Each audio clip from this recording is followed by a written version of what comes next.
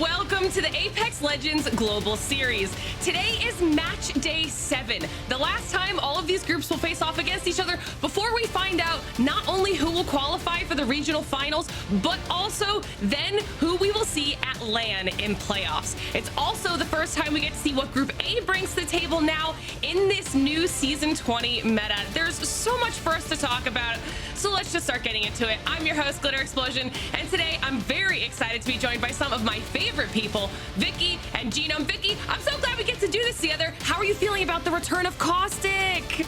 Of course you have to lead into that. You know what? The Stinky Man is back, and we have to welcome him with open arms, as well as 100 new perks on the table here for Season 20 Apex Legends, and I'm having the time of my life watching how a lot of these pro players have been able to work that out. But I can't do it alone, Glitter. You mentioned his name, and it is no joke. We are bringing on Genome to the table to cast alongside me for EMEA. It's not just these lands, it is here right now for Pro League.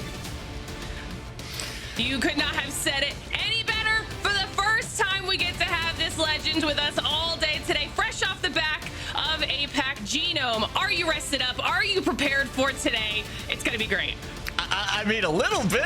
There was a little bit of time in between Apex South and EMEA, but I'm here, and, you know, like, I wouldn't want to be anywhere else, would I? It's Apex. Whatever you tell me to cast, wherever you tell me to turn up, I'll be there, and I am so excited to get a crack at EMEA and North America later for the first time here online. Okay, now, we're going to have a lot to talk about today, because today really is the beginnings of those last opportunities for some of these squads to start putting in the work and making sure that they're qualifying through not only, like we mentioned earlier, to the regional finals, but then obviously to our LAN playoffs. It's gonna be a tough day for some of these squads. We'll start things off by taking a look at our overall standings, because Genome, some of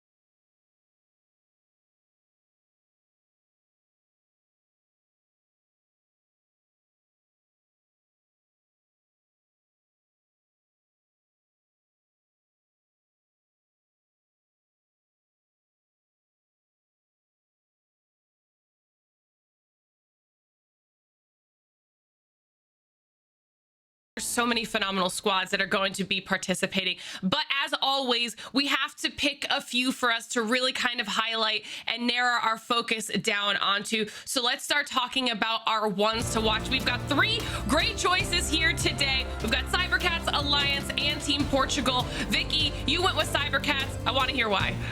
All right, so Cybercats is one of the teams on that cusp, and I always like to talk about what's a little risky here, what's at stake, because currently they are sitting in that 8th place spot on the cusp for qualifying. Cybercats in general, they were one of the teams, or this is before, by the way, season 20. When I saw the Caustic, I was wondering, all right, well, when you get to Final Circle, you know that Caustic is definitely going to come in clutch. Believe this was for match day 4, and they not only took a dub there, but they also took a dub in match day 5. But this is a team that if they could keep themselves up in the overall standings, even when they had to deal with playing as a duo during one Pro League day because of an unfortunate power outage, despite that, this team has been pretty consistent in general on both Stormpoint and on World's Edge. They did start Pro League with a few rough edges, but you can see that this team has been able to figure out what they need to do to stay consistent, getting even second a month ago during the last time they played in this very same lobby in groups A and B.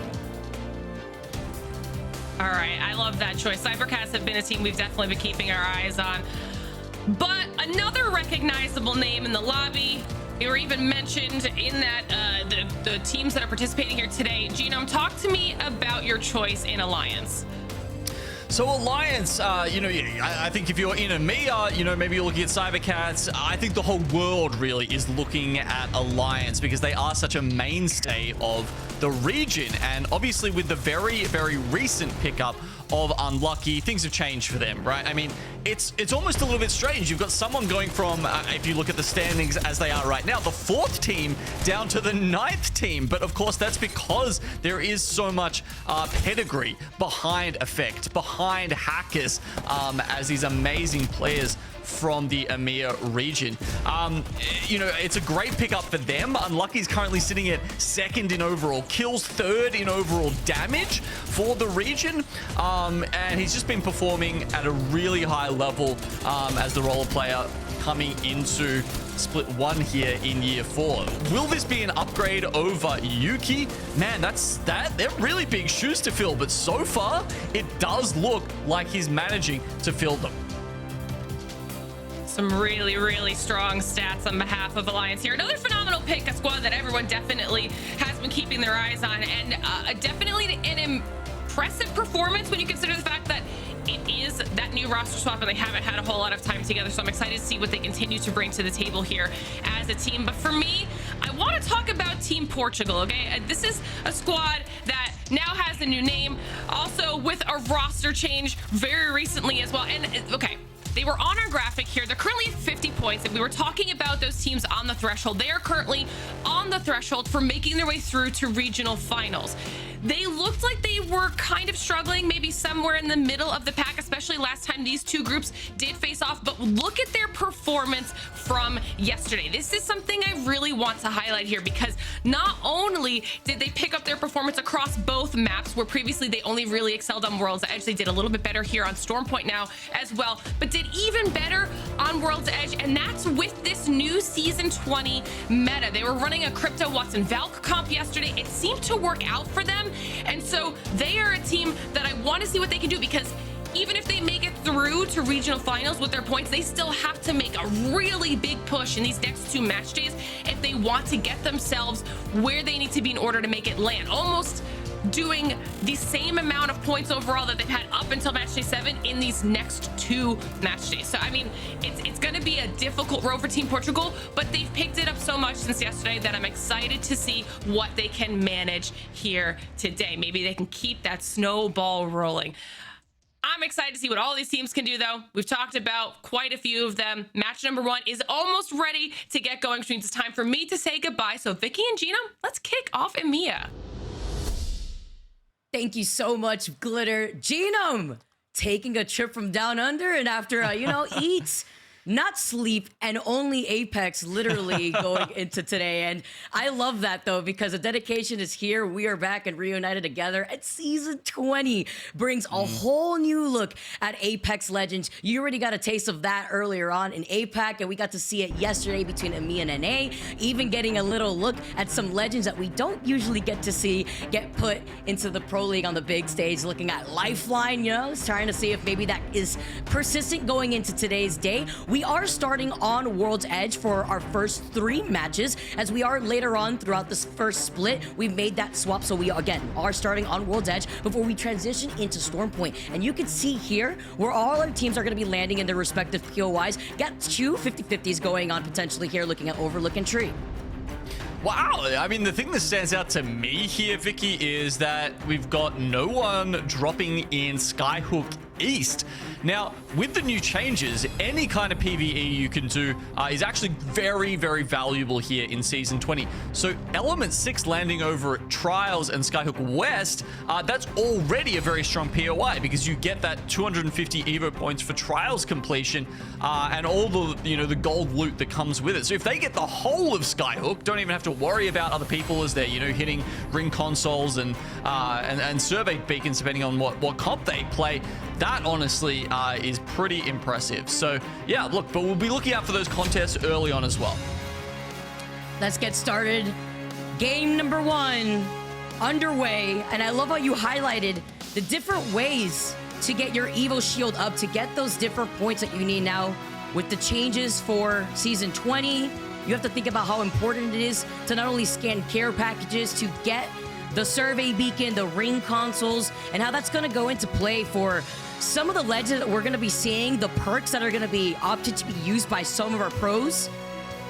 I've been so excited playing myself in Season 20, seeing how all these changes have been able to be incorporated into scrims, seeing much more caustic as well onto World's Edge, which makes a lot of sense with much more close quarter battles. Well, not even just on World's Edge, right? I mean, that's the weird thing, I think, because I think definitely in previous metas, Caustic was more of just a World's Edge pick. This time, we're actually seeing it spread across to Stormpoint as well. That's so true, and I actually wanted to pick your brain about that. You know, being able to see that consistency from one map to another, you have to imagine that's going to also bring more of a comfortable crutch for some of the teams that don't want to make the swap up to a different composition from one map to another, maybe staying consistently into playing that game plan, whether they want to fight for that end circle. But then you look at the perk tree for Caustic, when you get to yeet your barrels to try to cover a room, and you actually want to use that as an opportunity to entry frag, and then being able to find some cover in your Nox gas too, that's something that comes into play. I mean, even looking at Bangalore, who could passively heal in her own smoke. It's a lot of vision clutter that now, without the Digi being implemented into a lot of these SMGs, are going to be interesting to be seeing, especially with different weapons also being rotated in as we take a look at the legends select on our screen. All right, well, it'll be interesting to see where they go. Okay, already, by the looks of it, we have a Lifeline pick over on 2 rats, 1 controller. Okay, let's watch out for those care packs for the gift wrapped perk for level 3 for Lifeline. Certainly an interesting one. Anything else that catches your eye, Vicky? Quite a few Wraiths. I was gonna say Wraith, although I definitely saw a Wraith yesterday in NA from Disguise. It didn't look so hot, but I'm excited to see how that's going to change up for EMEA, a region that has their own set of legend compositions compared to the other rest of the regions that we've been seeing. Getting started now, guys, loading into the game. I'm hyped to see how these different legend compositions are also going to play into the individual style of these players. We still see Watson being played. You mentioned the Lifeline. Valkyrie, of course, with that Skyward Dive perk, where it elevates her 25%, I believe, higher into the air. Definitely comes in clutch when it comes to these rotations, and it depends on if you want to play for that final circle positioning, but that also comes into play with how you want to get your Evil Shield up. You're going to probably be playing for the objectives, because then you're going to deny yourself damage opportunity if you do settle into that final circle, or if the circle ends up pulling towards your respective POI. How are you going to be able to get those Evil Shields up? Because now it is a lot harder to be able to find yourself an endgame with even a red Evil Shield. So imagine a squad landing on you and getting purple off the rip. Exactly. I mean, yeah, purple off the rip, that's not even a thing anymore, right? Like, these contests, they happen a lot more quickly because you essentially can't get blue to start off with. You know, we've got contest over here at Overlook between LVH and Aftermath. Aftermath have taken the eastern side of it, the Dome House. LVH going for the caravans and grabbing the loot on that side. This is the Evo 50-50 Harvester that we're looking at too, and the Evo Harvesters don't show up until, oh yeah, now they do. Usually it's like 40 seconds into when that first circle shows, and it is right behind them too, so they can take advantage and do some damage and immediately get the 350. Exactly. So LVH, if they do a little bit of poking here, take this slightly slower, they can get blues online before Aftermath can. That's a big, you know, difference for them. That said, Pest Control, they're pulling right up. If they take too long, they're going to get thirded. Yeah, but it is nice to note, though, that Pest Control is playing this as a duo, so they're trying to take advantage of the situation that's presented to them in front of them.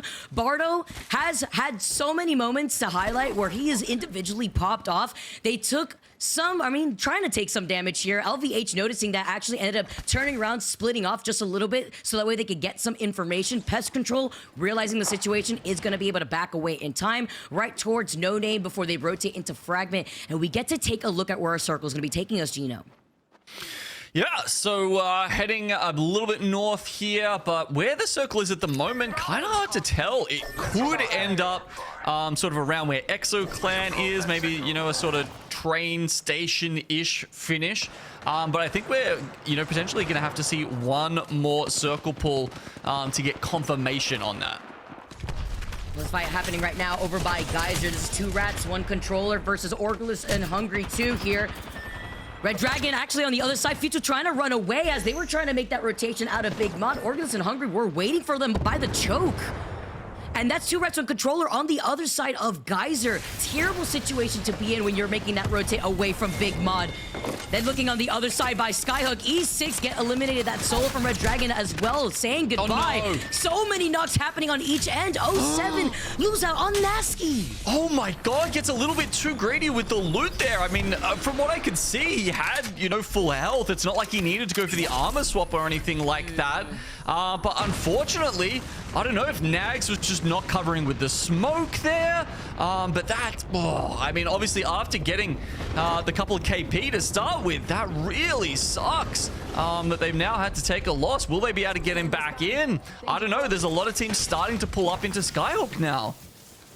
They have the banner, the replicator's right there, but yeah, it's like what you said. There's so many teams now rotating already into Skyhook. There's already 5 teams that have made their rotation. But when you're on the Caustic looking at Nasky, you have to be so careful about your positioning. You're basically a walking fridge. Your hurt box is so big. So, I mean, now with more squads making that rotate, Passion seeing the opportunity, and as you take a look at the very top, we mentioned the Caustic.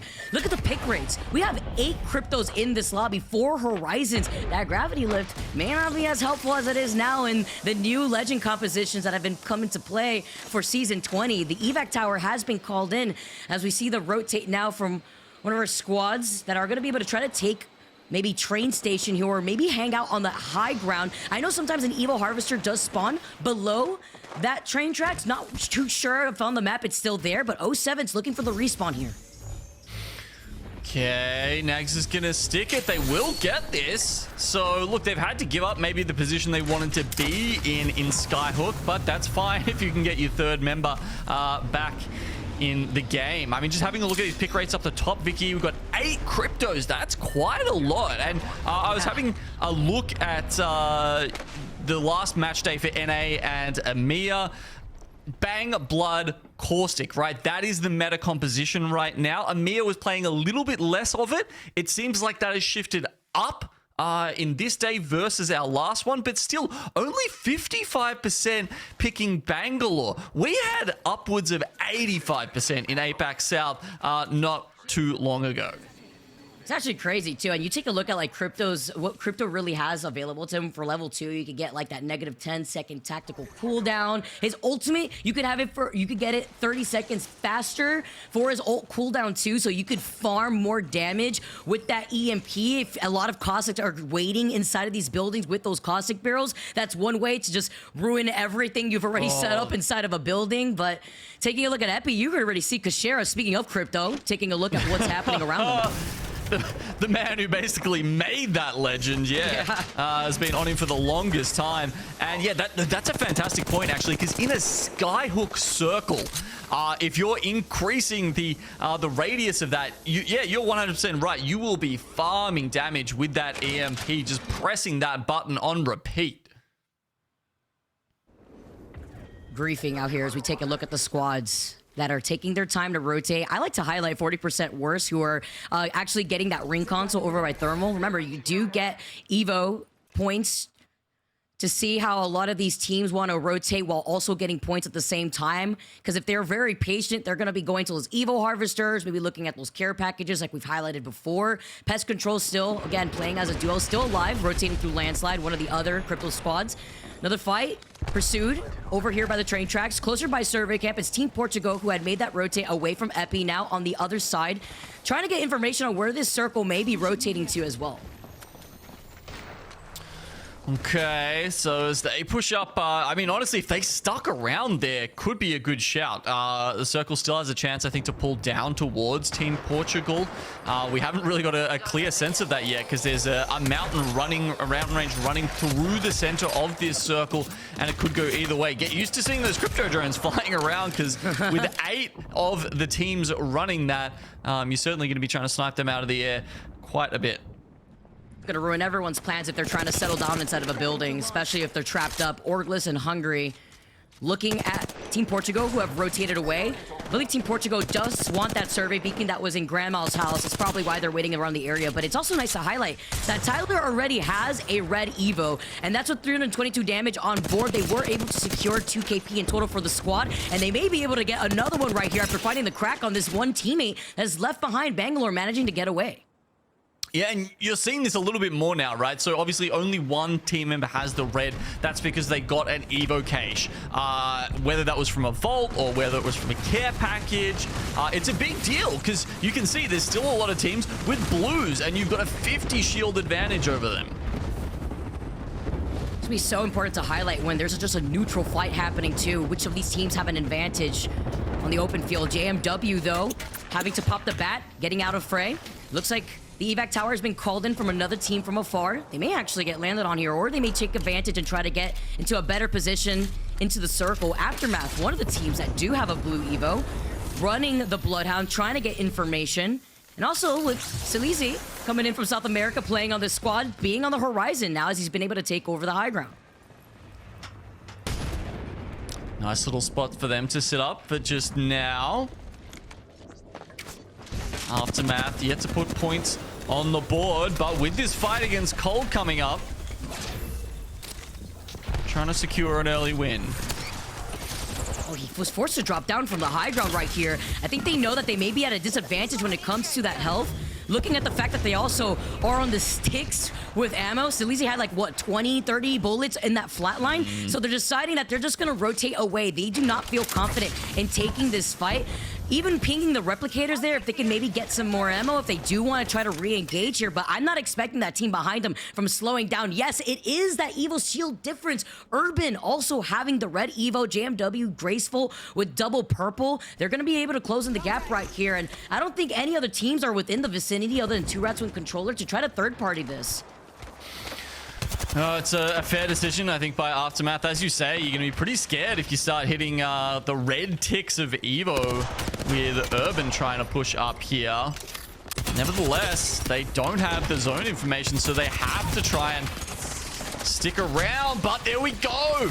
2 knocks already. I think Cold have got this wrapped up.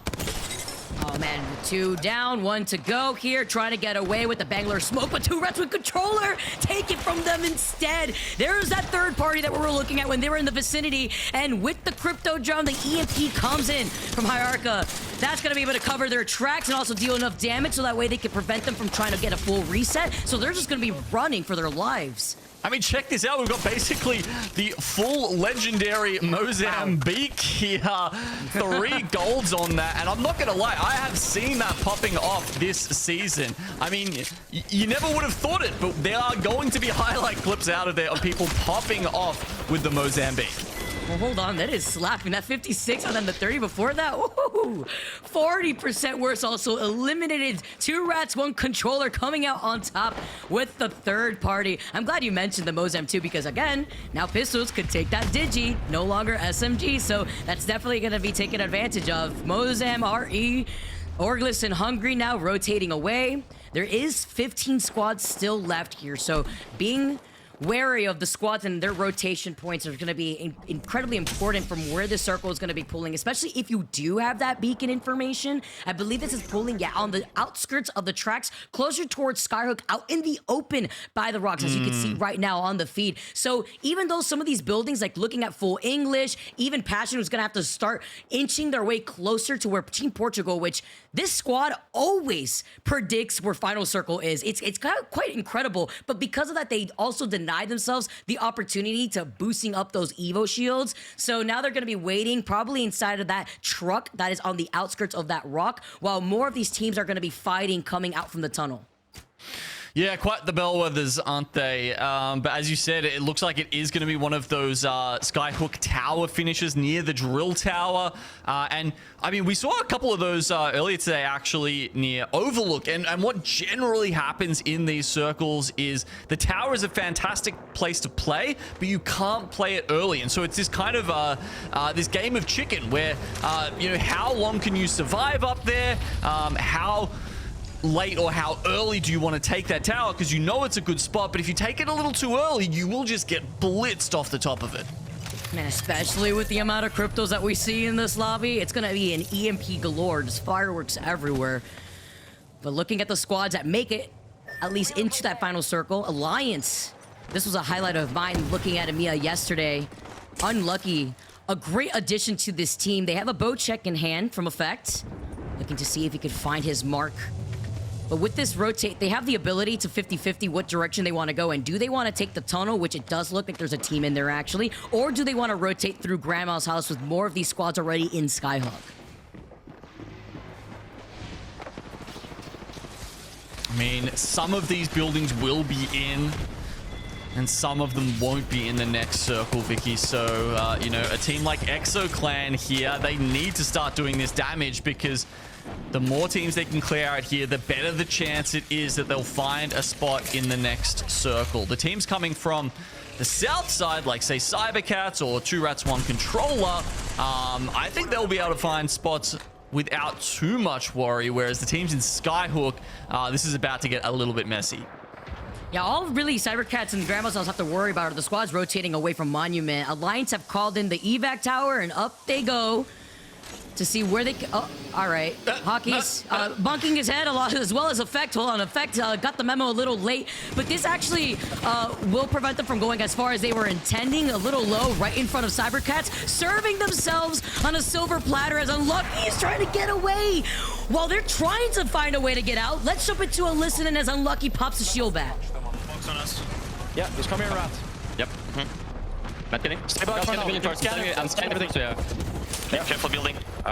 Build is free right now. 5 bats in his box. 5 bats in his box. Okay, I need it. Drop your armors off. Full team crossing over in your Clip to. Yeah. Clip to 1. Yeah, no smokes right now. Clip to is 1 back there. Okay. Watch this side, one of you. Yeah. I'm popping one Just scan the buildings, Unlucky. Scan the buildings. Yeah, I'm scanning again. Scanning now. What is free? What is this? There's 3 teams in here. Only roof is free. Is roof free? Look right. Clip to 1 is back inside. Okay. On the doorway. I'm nading him. Look at my nade. Look behind Hackers. We can shot it. Yeah. You have to smoke. Batting. We're safe in the corner. I'm scanning 4. Yeah. I think one can climb up here. It's safe. Can we take Climb up. We just go take roof, okay? Yeah. I think we're gonna go roof, guys. Okay. I'm dropping it, then queuing me. Okay. Yeah, walk the We're roof. good. Okay, let's go. On the roof. We're gonna Go. Crack one. Watson. 1-1. Guy inside, careful. Stabilize the stairs. On me. I I cannot. Stairs. I cannot. It's only one guy. No, it's two. Two now. Good ult. After getting the scan, seeing 3 teams and trying to get on top of the roof to go down from Alliance, but Effect is keeping the dream alive right now while he heals up in front of the door. Cybercats, another team in trouble, Genome. Yeah, 07 went down there as well. I mean, there was like it felt like a millisecond window that they had, honestly, to hit that gravity lift and get up there and take control of the top of the building, and they didn't quite manage to hit it. They'd taken a little bit too much damage. Cybercats, however, going through the dimensional rift. We haven't seen that on World's Edge in quite some time. Certainly not a lot of it lately. Okay, they're actually going for the tower. We talked about how important that is recently, and as this zone closes, that is pretty much the time to take it. Not many teams after this zone closes will have sight lines on you. What year is it? Wraith coming into Pro League? You love to see it. Well, Effect is still fighting for his life.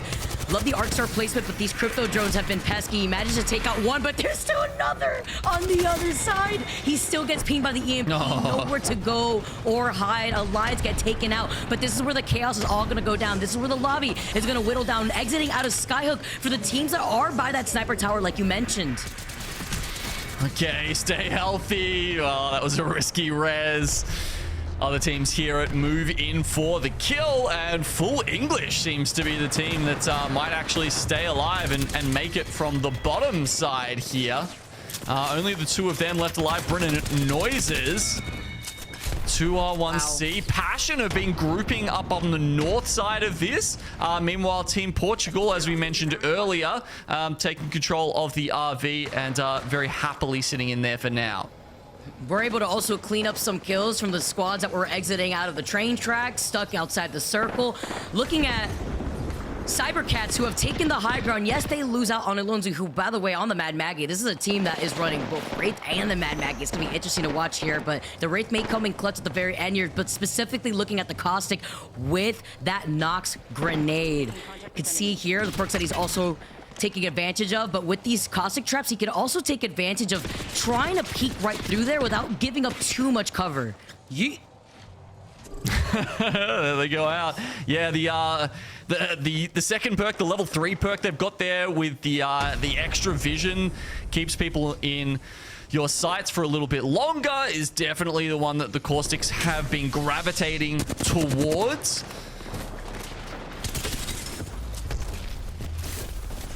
Crack here.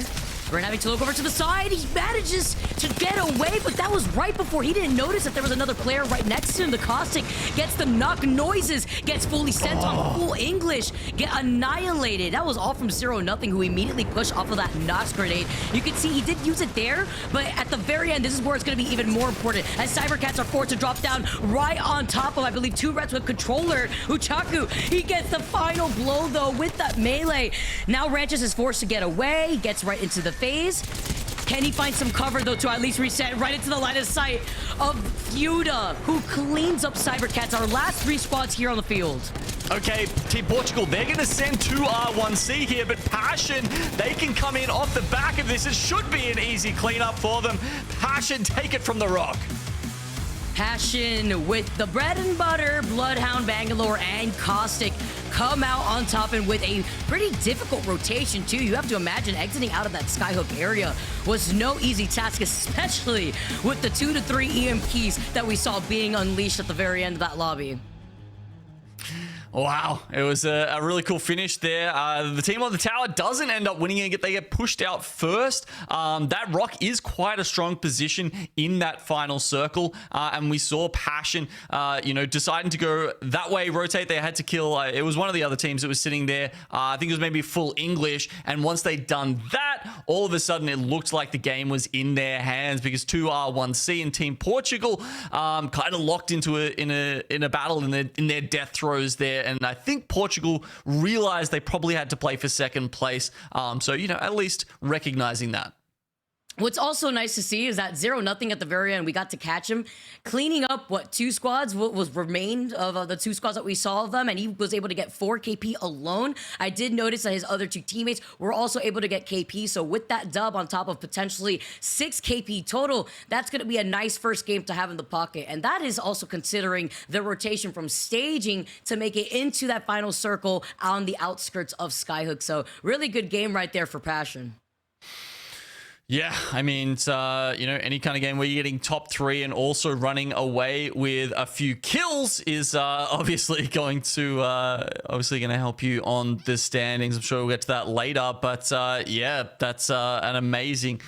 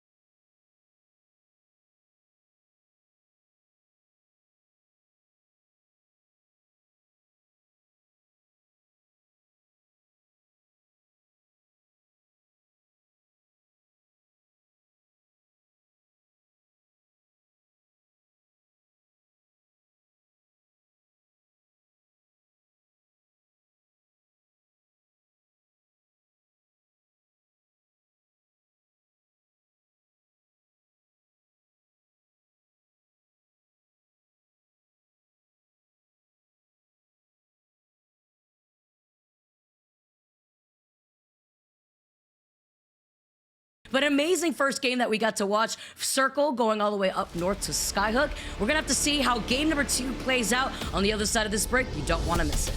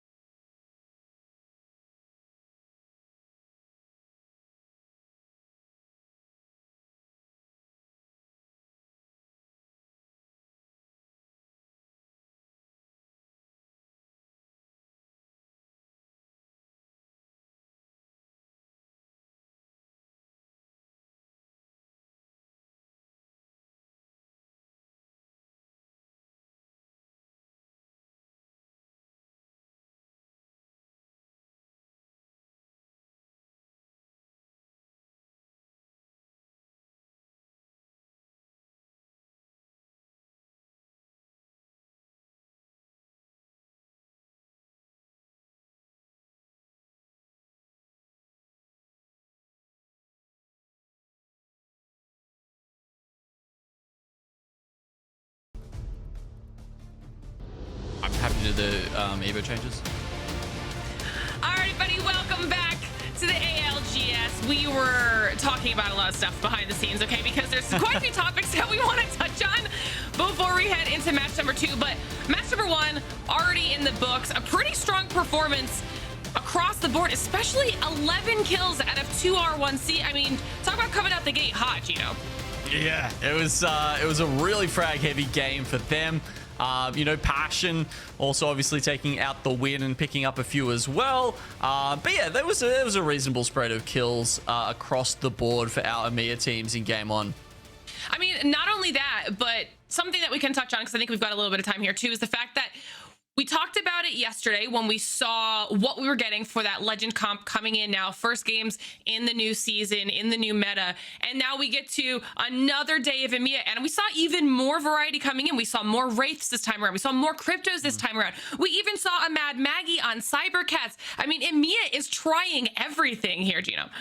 Yeah, it's fun to see the variety, isn't it? I mean, every region I think has their flavor right now. I'm a little sad, you know, we did get the vision of the lifeline pulling down the care pack, if that's yes. She managed to get that out towards the end. But yeah, there's just so many possibilities in this new season that it's been fascinating to see which skill trees these pros are going down, because it's not settled yet, right? I think there's some like say Bangalore, where you are seeing them pretty much go, you know, ultimate cooldown, and then the one that spots out enemies pretty much every time. But some other times, like, you know, Caustic or Bloodhound, you are seeing a bit of variety in what the teams choose.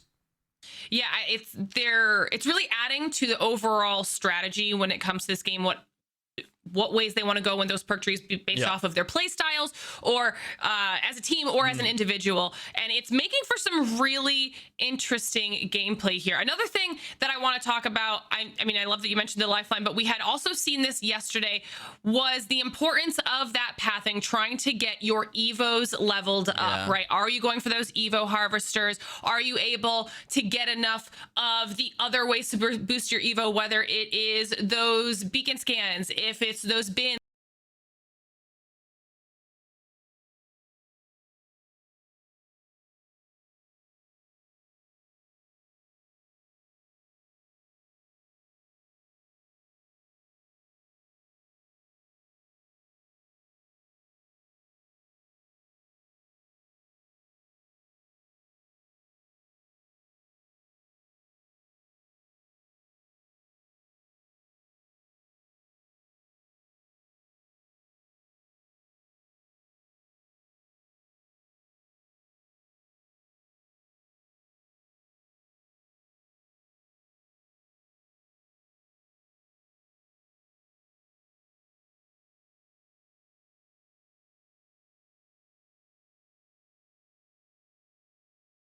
With that, from finishing trials, we'll have a look at how the legend picks shake out again this time. Wasn't a misclick. We are getting another lifeline coming out of 2R1C. I mean, the other thing to point out, I guess, from some of these compositions that we're doing well, like say full English there with Watson, Valkyrie, Crypto, is you know, I feel like they really are relying on their gun skill a lot, honestly. Like, there's so much utility in that composition with Crypto, Watson, and Valkyrie. You're really not trying to bully other teams with your abilities. You know, you can do it a little bit with the EMP, but mostly it's just trying to sort of, you know, help your rotations, help your macro. I think it's a very macro-focused comp. Yeah, and I love that we're starting to see more people using it as well, especially with the option on the crypto side of things to make your EMP that much bigger end game and really kind of disrupt what can happen for some of those teams has proven to be quite useful. As we are back on board now, checking in with this Overlook contest. LVH trying to stay alive up against Aftermath. Scans coming out. Evo Harvester in a very similar position to last time, but I don't think it will be as much of an issue because both of the teams are clustered up. They were, you know, sort of taking their time last time, but this time you see them pulling straight up onto each other. Looks like they don't want to take their time this time around. I mean, nice shots coming out of Lippin with that Prowler here, trying to see if he can do any bit of damage. Only one down on LVH, still shield. They're actually holding their ground really solidly here, making an aggressive push into the building. The smoke ends up blocking a lot of this vision. LVH now down to 1, able to clean up Aftermath though, and that was worth all of the expenditure in the long run, because now, like you mentioned, they also have that Evo Harvester right behind them. They'll get a reset here, and all that extra damage is going to be huge for their shields. Yeah, definitely helps with that early on. It also means they're not going to get thirded by pest control this time, because they got it over and done with nice and quickly. That said, they don't have super great priority to the ring, which, you know, just by happenstance, we'll be pulling a roundabouts here, maybe probably a little bit down south to Harvester. But Exo Clan sitting here in Landslide will be safer for a little while. There's that ring vision. So more likely to pull south of the Vault Tunnel there and pull on top of Cybercats. And Passion starting over at Staging. You know, they managed to convert up north last time, but this circle is even more favorable for them. Definitely, you can see that they're going to be trying to find a nice position early here to hold down. But Cybercats, a team that also did well, at least getting into one of those top 5, I think, finishes in the first match. And they were someone we wanted to keep our eyes on because they were running the Maggie, but Elonzi was down. It was just the 2 of them alive on the top of that tower towards the end of the game. We might get an opportunity to see what they're hoping Maggie brings to the table here for this trio. Since they don't have to do too much moving here, they can kind of hold down and Harvester and at least just defend off anyone who's going to be pushing in, because we did see Orgless and Hungry starting to make a move towards that direction. Yep, more and more teams will be pulling up to Harvester nice and soon. Even Exo Clan, we said they're making their way through Staging at the moment. We do have a survey beacon in Harvester. I just mentioned that because we have so many crypto teams, right? So when you decide to hit that survey beacon could be crucial. You know, do you hit it after the Zone 3 reveal, the Zone 4 reveal? Because, you know, the later you hit it, the more certain you can be about what spots are open as that zone changes, and as it, because no one's going to be able to predict this exactly, right? They don't, like, it could go to anywhere around Harvester essentially. While you're talking about that survey beacon, looks like Orgless and Hungry decides that they want to push in, get some damage on the board. Wonderful job clearing out the entire edge of this building, drawing a little bit of attention their way, but also clearing out that space. They now have access to that additional potential Evo boost. Full English pushing in and finding themselves in a really rough spot, down to just Noises now. Is going to try and clean up, see if he can crack some shields behind that. Jenny and is actually doing very well. Oh my god, he actually gets the clean up up to 40% worse. Let's go. EMP to lock them down, and their Hemlock Vault to finish them off. But yeah, look, how much respite is he going to get? Not very much. I mean, cut him some slack. That was an insane clutch on behalf of Noises, but Full English go down. And it is the Cybercats who decide they want this entire half of Harvester to at least be safe for them for now. More loot on the table as well. So huge play, thirding there for Cybercats as we now check in what's going on with Infinite inside of this tunnel. They are sandwiched right now between 2 different teams, 1 on each end. This is a rough spot. They're going to have to pick who they want to push first if they don't want to have this turn into an absolute massacre. Well, I feel like there's always one of those happening somewhere around the map in Apex. It's kind of just how the game works, right? You know, there's always going to be some hot spots, but I like playing up there. I mean, you can see it's not an easy spot to climb up to, right? Like they're trying to get there. Obviously, it's a lot easier if you've got a horizon, something like that. But it is quite a powerful spot because you really can, you know, determine your peaks if you're playing from that high ground.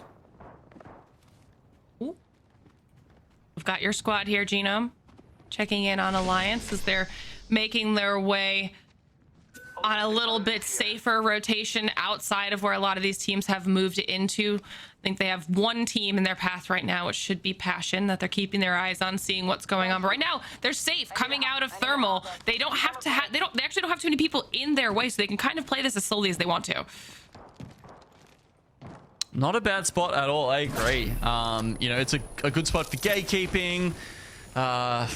You know, there were 2 Evo Harvesters actually down on the side of Thermal Station, so hey, why not just take your time and really build those shields up, and then you can work your way in a little bit later. Actually, they might have even hit 3 by now. So yeah, like without even having to put that much damage out, that's a good start to the Shield Evo collection game that we now play in Apex. Little scouting action going on here with that drone as we get a chance to look back at the map. And this is what I'm talking about. Look how open that western edge of where Alliance had to come through is. Nobody was there. They've got a pretty safe push in, but now some of those teams on those later rotates could potentially find themselves in the crosshairs of Alliance, but they're pretty safe for now. E6 still up and alive. Infinite right in front of them could find themselves on a little bit of an edge engagement there, but 2R1C, one of the teams that had the highest slaying in match number 1, is finding themselves comfortable far away from everybody else. Ooh, so we get an opportunity to see what E6 is going to do with their position. Yeah, they're a late rotate in. I mean, this circle could even pull back to staging now with that little shift that we've seen. So a team like ANC Outplayed, who's currently in command center within staging, I mean, that'd be massive for them if we saw that. And Element 6, depending on how they decide to approach this, could also benefit from such a shift. But we'll have to wait and see how that goes. The spot 07 we're holding in front of the loot tunnel also could become quite strong. And you can see just how comfortable E6 is with their shields right now. LVH, though, making their way through this choke, will find themselves in the crosshairs of E6. And they know that there is the potential for somebody to be through there as well, so they're playing this a little bit safer. They've got time. They're still safe inside of the zone right now, so they can kind of choose which way they want to make this rotation. Not a lot in the backpack, though. Gosh, I mean, you know, they've come into this zone very late. You know, sure, they've got purple shields, but I'm really surprised that after that initial scuffle over in Overlook that they haven't been able to pick up a little more loot on the way, considering how long it took them to get here. I think it really shows what the teams are currently focusing on when it comes to their pathing and what they're trying to pick up along the way. Meanwhile, you've got Orglis and Hungry in here. I mean, I knew we were going to say this, right? An armor party. With all those cryptos in the lobby, you're going to see a lot of armors dropped on the floor here, right? And unless they've changed this recently, last time I checked, it's, you know, you need the armor down on the ground for 10 seconds before it becomes immune to a crypto's EMP. So with that many cryptos in the lobby, you can drop it instantly and it'll deny the crypto damage, but you'll still have to use your shield cells and your resources to get it back up. 10 seconds and you nullify the EMP completely. Advanced delivery. Red Dragon hitting that Evo Harvester, getting themselves up to purple now, preparing for the next wave of potential engagements here. You know, when we first had this new meta, Genome, I was kind of hoping that with the way the Evo Harvesters were working, if a team ran across one really early on, or even mid-game and knew that they were going up against someone that they had a shield advantage, we'd see more fights. If anything, everyone's getting a lot more conservative until they feel like they're at a good shield spot to even take those engagements. Yeah, I think that's fair, right? Because I think you're seeing lower shields across the board in the mid game and maybe even into the late game, because by this point, you know, most teams would have purple. They'd poke up, you know, whatever it was. But we're seeing blues much later into the game, because sometimes you just get stuck in a spot where, you know, there's not enough perk bins around. You can't go past enough Evo Harvesters to get you close to purple. And I think that is making people cautious because they feel a little bit vulnerable with only the 175 health overall. 2R1C looking to do a little bit of poke damage there as they push their way through on the eastern edge, looking to get into the next zone. You were wondering where it was going to shift, Genome. It looks like Orglis and Hungry is very comfortable in the next ring.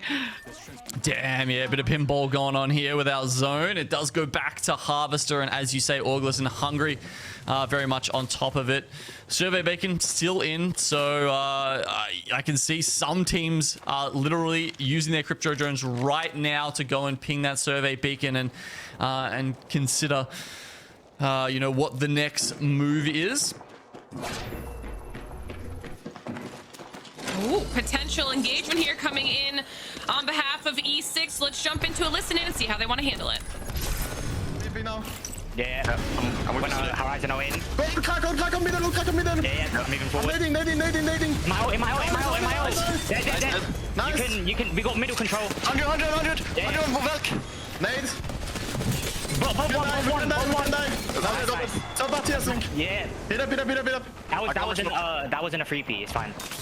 Yeah, but careful from the back, like I say, please don't. Yeah, I'm looking. I did earlier. I am. I'm droning myself right now. Oh, okay. I thought you were just popping fucking syringe, bro. I was droning at the same time so I can be quicker, bro. Nice, good clean wipe, boys. Let's go, boys. Our game now. We played that zone already. Good job, boys. Holy shit. All right. I mean, that was a successful push there on behalf of E6. I love the comps, Gino. Yeah, the vibes are high. The vibes are intense at the very least over here. 2R1C just caught them at a bad time. The Uraka, the only one left alive now. Looks like that they are going down right now. To all of the teams that have decided to hold that space here in Harvester, trying to survive Infinite now, back and forth down to 1 as well, trying to close out this battle here, but the knockdown shield is putting in work, able to finally move around it. Red Dragon go down, Infinite escape with just 1. Not able to really do a whole lot here. We're gonna see a rat situation, and if we see anything like we saw yesterday, if we end up with like 4 rats and 1 full squad with like we did in NA, I don't know if I'm prepared for it, Gino. Yeah, that was one of the wildest end circles I have seen. I mean, yeah. How that happened, I do not know, but it was a fun one. I'm surprised Alliance let Infinite get away there, honestly. So Alliance were pulling up on the back of that. You could see, Infinite were desperately trying to finish that fight because he knew if Alliance pulled up a little bit earlier, they could lose those KP, but they do manage to finish it off. And now I think Element 6 has actually got wind of Infinite, so it could be tough for him to get away. But honestly, most of the action is going to be over here towards Harvester, where we see ExoClan, Passion, well within the circle. ALGS and Hungry probably have the best position because they're inside that western wing of Harvester and will be able to stick in there right until the end game. I think it'll be interesting to see if any of those teams that are still a little bit farther into Harvester try to push into ALGS and Hungry and take away that positioning, or at least kind of force them to go through one of the 12,000 armors that people don't know they have currently on the ground around them. But really solid positioning. Otherwise, we see a Kraber in the hands of Ranches and connects for 140. Cybercats have just been looking so strong. 6 spots a day, looking for that extra shot. Unfortunately, the head's not available to him right now. Can't get the 1 shot. But yeah, look, Cybercats here. They've got that little snake of the Harvester all to themselves, but they might be joined by 07 shortly. ExoClan, one of those teams holding on to this high ground area where we saw Passion was as well. I mean, they can see everybody down in those snake buildings. They're just trying to be annoying right now and clear out that space down below, throw those frags down, see if they can do some damage and at least maybe get some KP or initiate something. That was a lot of frags to just continue dropping. The double grab lifts over here as Alliance and E6 are battling it out. Yes, this is on the southern side of this Alliance, trying to get the reset here with the gold knock as Hackers gets finished off. Element 6 going to push into this and try and finish them off, or Alliance gonna come out on top.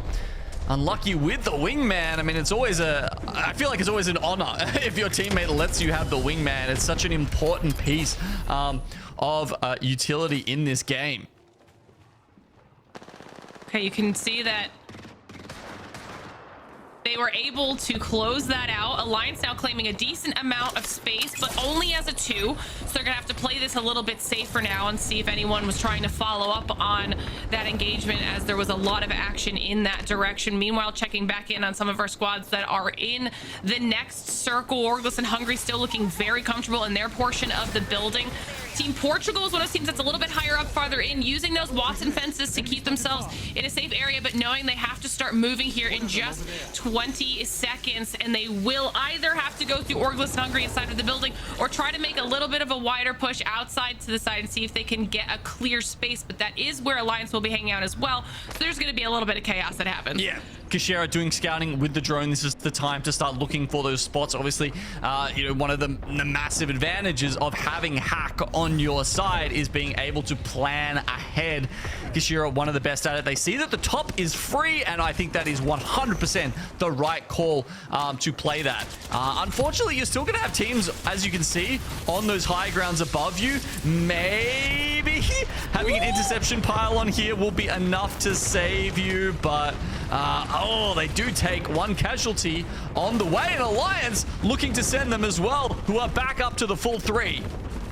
This was a really good push on behalf of Alliance. They did it right before Team Portugal was even able to get fully settled in this high ground on top of the building, cleared them out. Now they also have this Jenny here that they can kind of utilize to their advantage. They've got these death boxes. This was a massive move for Alliance, especially after the fact that everybody allowed them to get fully reset. They can hold this now for a while. Oh, in fact, even hitting the headshots. Yeah, as you say, having this spot, not only the spot, but getting the gen for free as well. I mean, it's probably pumping out arc stars for them. Yeah, honestly, an incredible win for them. But the way this circle pulls, Passion and Exo Clan have the high ground up the top. Passion, once again, have found themselves in a really good spot. Actually, looking at the map, it's a little hard to tell. They might be on the lower ground. Oh, this is going to be chaotic as it starts to shrink down and all these teams are forced to move. You see those pings coming out on behalf of Alliance. They know that they have to make a move soon. They did use an evac tower to get up here from where they were, so they still might be able to utilize that horizon and get themselves to a safer position when everyone starts making their moves. They know where some of the squads are. You were wondering where Passion is. It does look like they're on the low ground like you speculated. There's just a lot of Watson fences in the face of Alliance. Yeah, this is really Exo's game to lose here. I mean, Exo Clan, they're up the top. You see young Hong Kong in the drone, just getting perfect view. He's basically in his own little ops client there, watching the game play out. And Alliance, Alliance are clustering underneath them right now. Of course, with the grab lift, they have a chance to ruin Exo's day. This should be interesting. Don't forget, we still have Orgless and Hungry inside the building, and they were safe. They'll probably be keeping their sights on Passion as the team is on the low ground with them as well. But there is some potential for either one of those teams to really disrupt what we've got going on. All the while, Exo has to be keeping their sights down on Alliance and everybody else that's going to be looking to make a push up as everything is about to kick off. Orgless and Hungry make their move. They push out, but Tafe instantly goes down. Tyler up with no shields and kind of down to 1, taking so much damage from everybody around them. They end up going down. Does not work out in their favor, and 1 still up for Passion. So what happens now? Do we get a battle of the low ground between Alliance and Passion, or do Alliance try and push up against Exo Clan? And EMP to remove all of that Watson utility on the high ground would be a huge move. There's the grab lift. Oh, Alliance doing a really good job of managing all of this. I thought Passion went down to 1. There's still a full squad as well. Exo still raining down damage from above, knowing that they can just sit here comfortably until they are forced to make a move. Almost everybody on res, and you can see that, like you said, this is Exo's game to lose. Oh, they're just fish in a barrel right now. The last members of Passion getting bullied by Exo Clan, who barely even take damage to close out the game. Great job on the prediction, on the positioning on behalf of Exo Clan. This was a win that they desperately needed, because when we were looking at those overalls, we saw where they were sitting, but we also did say that we know that they're a squad who can have these big pop-off performances. They just showed exactly what we were talking about, and that's huge for them. They need to have a good day today. Yeah, I mean, there's definitely a couple of teams who are really desperate to, you know, either, try and get closer to that land position, that top 8 here that you need in EMEA, or try and make it into the regional finals in the top 20. They're the 2 cutoffs that we're really worried about.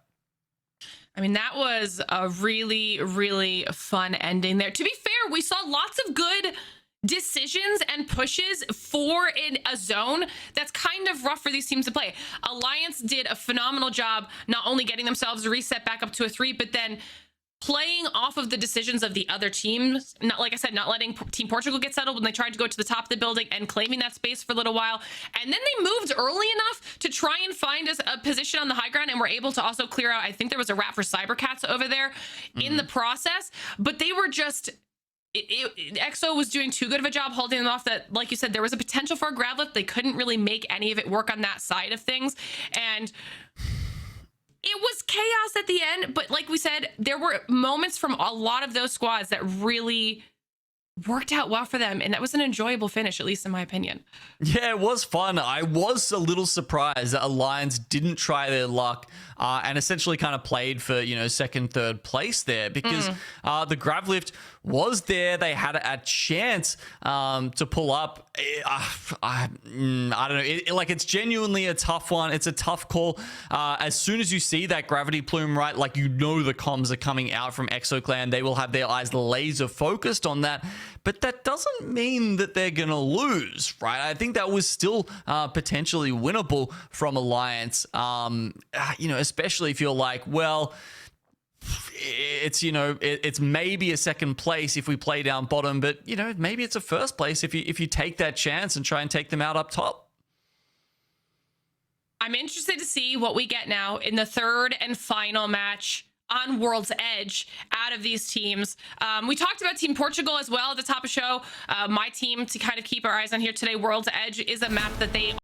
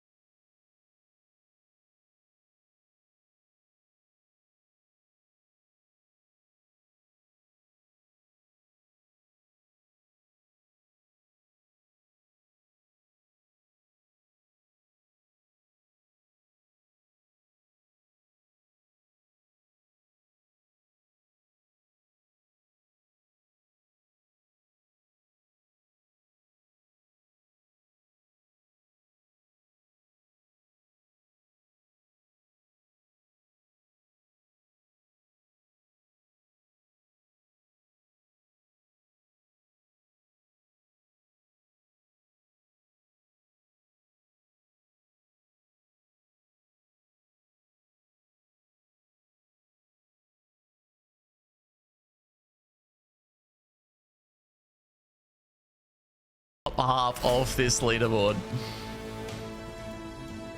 really solid performance so far on the day for our EMEA teams. But we have so much more Apex Legends action in store. It's only 2 matches on the day. We have 4 more. But of course, it's time for another short break, so don't go anywhere when we return match number 3.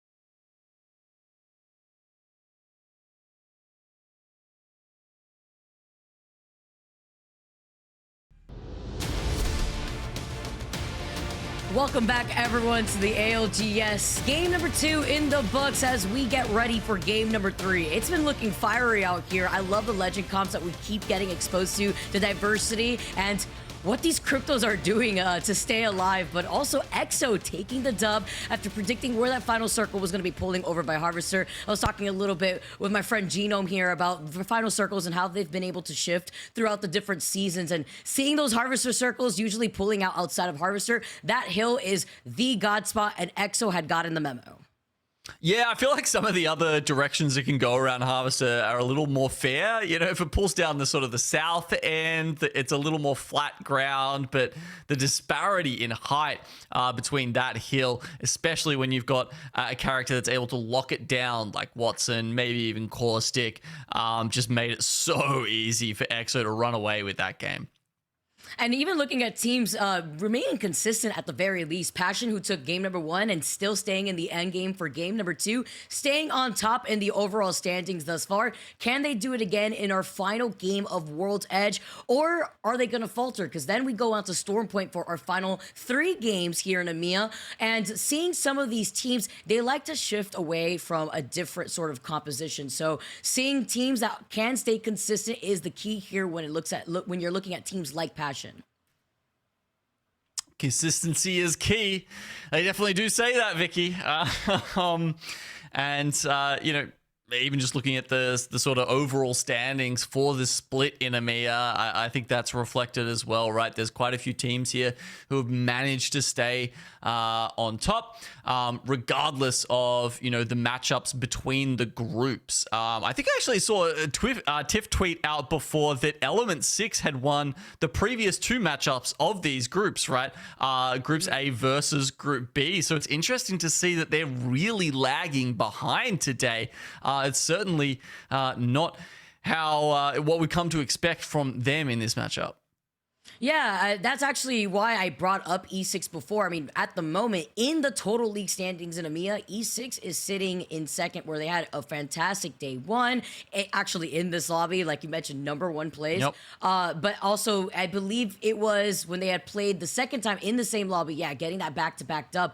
Not too sure with the shift of meta where E6 is maybe lying. Maybe they haven't been able to figure out the legend comps with the different perks being implemented into Season 20 that have been able to work for them. And speaking of the different perks, I do want to highlight 2 legends that we've been seeing a lot of here in EMEA. One of them being a big throwback for me is Wraith. Seeing Wraith now being played into EMEA. I saw her a few times yesterday too. Even in NA, I was talking about Disguise. I didn't like how the Wraith infused composition was going for that specific team, but here in EMEA, we're seeing it being utilized a lot more. I mean, you got 5 seconds less on your face cooldown. You have the Sixth Sense, of course, the passive that tells you when other squads are approaching you, but it's that tactical cooldown that you want to look at. Or then you look at the second half for the purple Evo shield perks, you get that fast phase. So you have less startup on your tactical windup, 20% less specifically, or you could always have that portal online to help move your team into a much safer position. It could be a little risky sometimes though, if you don't know where teams are. Let's say you don't have a blood on your team, and you find yourself in a position where you're pinched between 2 Caustic squads, especially with the amount of Caustics that we're seeing in the lobby. Yeah, I mean, I think for Wraith, yeah, that ultimate cooldown is definitely the one you want to be picking to, because if you take 60 seconds off her ultimate, basically it means every time the circle comes in, you do have a chance to make that next rotation safely via portal, right? And that's a big deal. And I think one of the other trends we've been seeing, Vicky, with these perk choices is you can go 2 ways, right? You can go the sort of the team support method, or you can really try and enable you as a character, as a fragger, something like that. And I think, especially with Wraith there, you really want to go the team support method.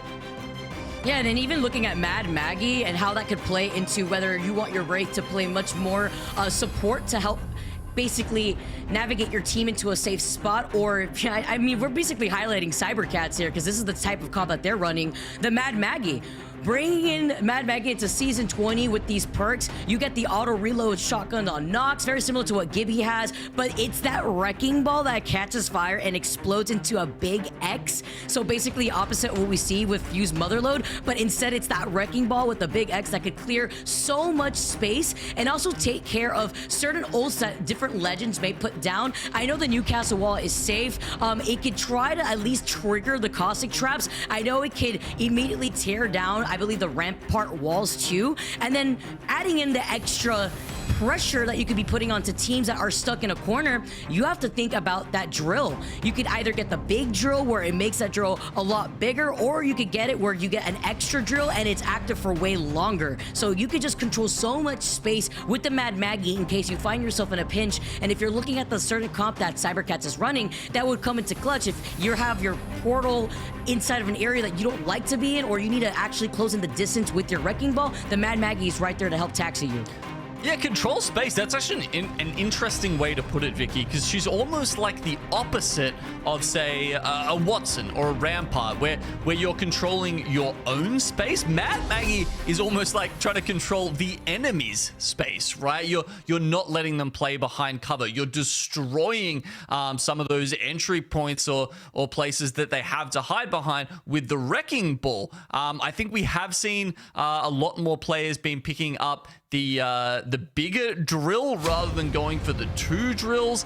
But yeah, that's just one of those interesting perk choices. All right, well, we've been waiting for our legends to load into this lobby. Let's get started, guys. Game number 3 is so close. You could taste it. We still get to see the Bangalores being utilized just as we had seen in the previous seasons, but it's the inclusion of the raids that we highlighted, the Mad Maggie that we saw from Cybercats, Horizon's pick rate actually declining with so much more happening with the caustic, because if you take that gravity lift into the high ground and you're met with a caustic, that Nox grenade, especially with the purple perk tree, can just cover so much space that you have to worry about. It's pretty oppressive at this point, isn't it? And yeah, we also talked about how once you start getting a few caustic picks in the lobby, it kind of spreads, right? It spreads like a virus. It's like so many other teams just they don't want to deal with it. They need their own kind of entry frag or caustic to be able to deal with it, because if you're running into that gas, you are just going to be taking so much damage, and being able to send your own caustic in there who's immune to it makes a big difference. It's even best when you get to see another 50-50 happening once again. It continues. Absolutely, unfortunately, doesn't pick up the weapon in time, landing on top of another enemy. Aftermath now down a man and playing in this 2v3. 40 bullets all up here for the R99. Kurev better be accurate with those. And he's... Well, okay, there's one clip, and he hits a couple, but it's not looking great here for Aftermath. Oh, those hipfire shots were not cooking, but Bavis is trying his best with 15 bullets in a dream. Do you call it here? Rotate out? You try to fight for what you can after getting the knock? Tries to bait out with the res. It's 5s on the other side. Full blue here. Is this 1v1? But again, is 15 bullets enough? Oh, that's not many to go with. Does he need to try and grab? Okay, there's the banner just looking for some extra. You know, his teammates coming, hey, there's at least a couple of shield cells in here. I think that might have been a res we just heard. So come on, you need to push this. You absolutely cannot let him get that off. Oh, but without the Arc Star there as some extra help, there was no other ammo, I believe, inside of this box. At least he did not pick up a gun. Tries to take some shots, plays around the crate, tries to slide off. No bullets. He can only duke it out. He can only punch him out at this point. He's doing the same thing, though. He's won. Where can he go? We've got a boxing match here. And Vive's trying to get the wall jump here just to catch up. Okay, it's now down to your mechanics. Can you jump and slide further away? He's going to try and block him off. Takes the time to pick up the Nemesis. I think he's going to finish him off. There we go. Last That was bullet. Huge Hilarious. off the gravity lift. I mean, Gino, listen, this is not the fighting game I was expecting from Apex Legends, but I'll absolutely take it with the boxing match. No Pathfinder's arena here. We create our own arena at Overlook, and LVH with crumbs to work with, end up on top, as well as have that ring console before they see where this next ring is going to be pulling, which is all the way towards the northeast, towards Countdown. Yeah, I mean, still a bit of skyhook in as well, though. So definitely teams can, you know, take their chances here on whether they want to pull up into one of the Countdown offices or perhaps occupy one of the skyhook buildings. Honestly, it might just depend on where your team is coming from and what is available to you in terms of priority. Getting a little bit of PTSD looking at this circle. I've seen a similar circle where it's pooled on the outskirts of Countdown and Skyhook, more like in the open by the rocks of where ExoClan is currently positioned in. And it's a bloodbath for a lot of the squads that have to exit out of Skyhook, because most of the squads like to share a lot of that building space. But then once that circle pulls uphill, you are just sitting ducks for the teams to take shots at from Countdown. Looks like 2 Reds, 1 Controller had heard of the 50-50 that's been going on for some time, and they want to get involved in since they weren't invited to the party. Invite came a little bit late for them, but better late than never, you say. I feel like you often see this sometimes in the game 3s or game 6s, right? Where it's like, maybe you don't want to do this right at the start, but you surprise them in the last game on the map. 2 Reds, 1 Controller have the advantage. I mean, this is definitely a squad that we've already highlighted that has no issue bringing the heat. And with the Havoc blaring through this entire lobby, honestly, a weapon that is so strong going into this season with the adjustments and changes with the Digi, not going to be able to be on SMGs, and even adding some more recoil, looking at the R9. 2 Reds, 1 Controller are looking to frag out, especially being still on this lifeline pick. Sends out the Arc Star, oppressing the duo that's stuck inside of this building, activated the EMP, but there's nowhere to run when you have them pinched on every corner. LVH are the second squad to get eliminated, and look at this, 2 Reds, 1 Controller having a purple, 2 blues. They're settled up nicely at the start of this game. But we got another fight over here at the Vault Tunnel here. Alliance with effect here, actually the first to fall, but they have a portal to go through. Isn't that handy? Looks a little suspicious. I don't know. They're standing on the other side. Sunka just trying to take a little head glitch here. I mean, I know you can see 40% versus tags in the background. I can assure you they're nowhere near. They're all the way back in thermal station, so they're not at risk of taking a third party or anything like that right now. Alliance just going to have to pull out after that initial knock and, yeah, look, and reset. Hockey's has got the setup right now. He's got the gold mag on the G7, the turbo on the Havoc. Talking about the Havoc, definitely being one of the favored weapons that I've been noticing across multiple regions now. It's been nice to see as 2 Reds, 1 Controller, after the rotate, actually run to Orglis and Hungry. Coming out of the tunnels, also having the red Evo shields too. Matapi yeets the Nox grenade over to the other side after they call in the creeping barrage. I like the different positioning that they're trying to hold, different angles here to try to keep them pinched, but they're playing off the other side of the fence line. They got the crack, they get the knock onto Missy. Huge advantage here, and this is a team that's also been trying to play a lot more volatile, and they're taking advantage of the position that they have as 2 Reds, 1 Controller try to run for their life. Yeah, I mean, they're just chasing them into zone right now, or they're just going to let them sit there. I wasn't sure about that Caustic ultimate, honestly, coming out of Matafe there. It seemed very speculative.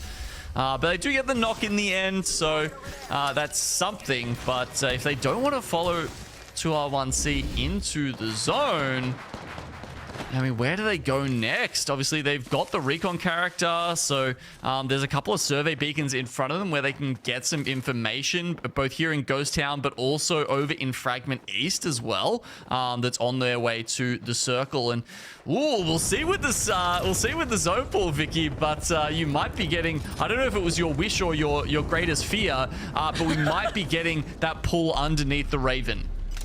I can tell you, rank changes you a little bit, and if you see where these circles have been pulling, you can't forget them. Maybe you'll even find them in your dreams sometimes after a long play session of Apex, but taking a look at 40% worse, who unfortunately haven't really been able to put themselves on the board. For the last 2 games have definitely been struggling. This has to be the game where they find that momentum, because again, this is the last game on World's Edge before we make that transition into Stormpoint, and Shiv is separated from his team, and look who's creeping right behind him. It is Alliance. God. Shiv. He goes up the zip line. Oh, he's dead. He's dead. Oh, no. He's being caught off completely here. Can't even... No, actually, some good shots to cover. Come out from his teammates on Mirage Trois here. And they still take Shiv down, though. There you go. The 30-30 shot from Alliance. Effect coming through. They want to drop. Get the finish. Oh, this is huge. The fact that it was the Caustic that dropped down to try to get the res is ginormous with the fact that they have this building secured. They could definitely get the res, but can they get the reset with them being separated, or is Alliance going to capitalize off of the solo who has height after getting that crack? Oh, wow. Fett, are you kidding me? Almost pumps out 100 with the alternator from below, but there we go. They do get the full finish. So now the question is, can they get the rest of them as well? There goes Mandy. As we were just talking about how they needed this, Alliance got a whiff of our conversation and decided to just put a stop to whatever could have been the potential of 40% worse. Now they have to see if they could be at least 40% better on Storm Point. Red Dragons, a team that have made that rotate now, looking to see the squads that have already found themselves in a building over by Countdown. This is Pest Control inside of here. There's also a beacon over to their left, but it's the EMP that roars out in their ears before they try to make the initial push. EMP, such a good way to start the fight off. They've got that Caustic ult in reserve should they need it, but they don't. It's just Pest Control playing as the duo today, obviously, which means that Red Dragon, they can conserve those ultimates and use them later. It's unfortunate too, having that information from Red Dragon, especially with the EMP and seeing that it was 2 that they were able to hit off of the damage that they made. They were able to just fully send it, confident to take that fight and completely take out that duo from the building. Now taking a look at 2 Rats, 1 controller. They are on the high ground here in Skyhook. Not too sure if they themselves have the information on where the circle's pulling, but they definitely have the shots that they're landing on the squad right in front of them. They've made quite a rotate, though. You have to imagine, actually, and navigating from Overlook all the way around from Fragment straight up into Skyhook as quickly as they could. Yeah, well, they definitely don't have that info, right? Because they're not even playing a controller character this time. They do have the crypto there. There is 2 survey beacons available to them within Skyhook. So all of those teams running the crypto are actually going to get a really good sense of maybe not where the circle's pulling, but at least where everyone else is playing as we see it shift. Oh, it goes all the way west here. Team Portugal. You said it, Vicky. If Kashera's there, so is the zone. They're always ahead of it, and I guess it helps when you know where these circles are going to be pulling, but Kashira's such a good IGO when it comes to calling out these final circles, and they've definitely created a perimeter. No one's a land here in this house. All the land here, for free? We take those for Team Portugal.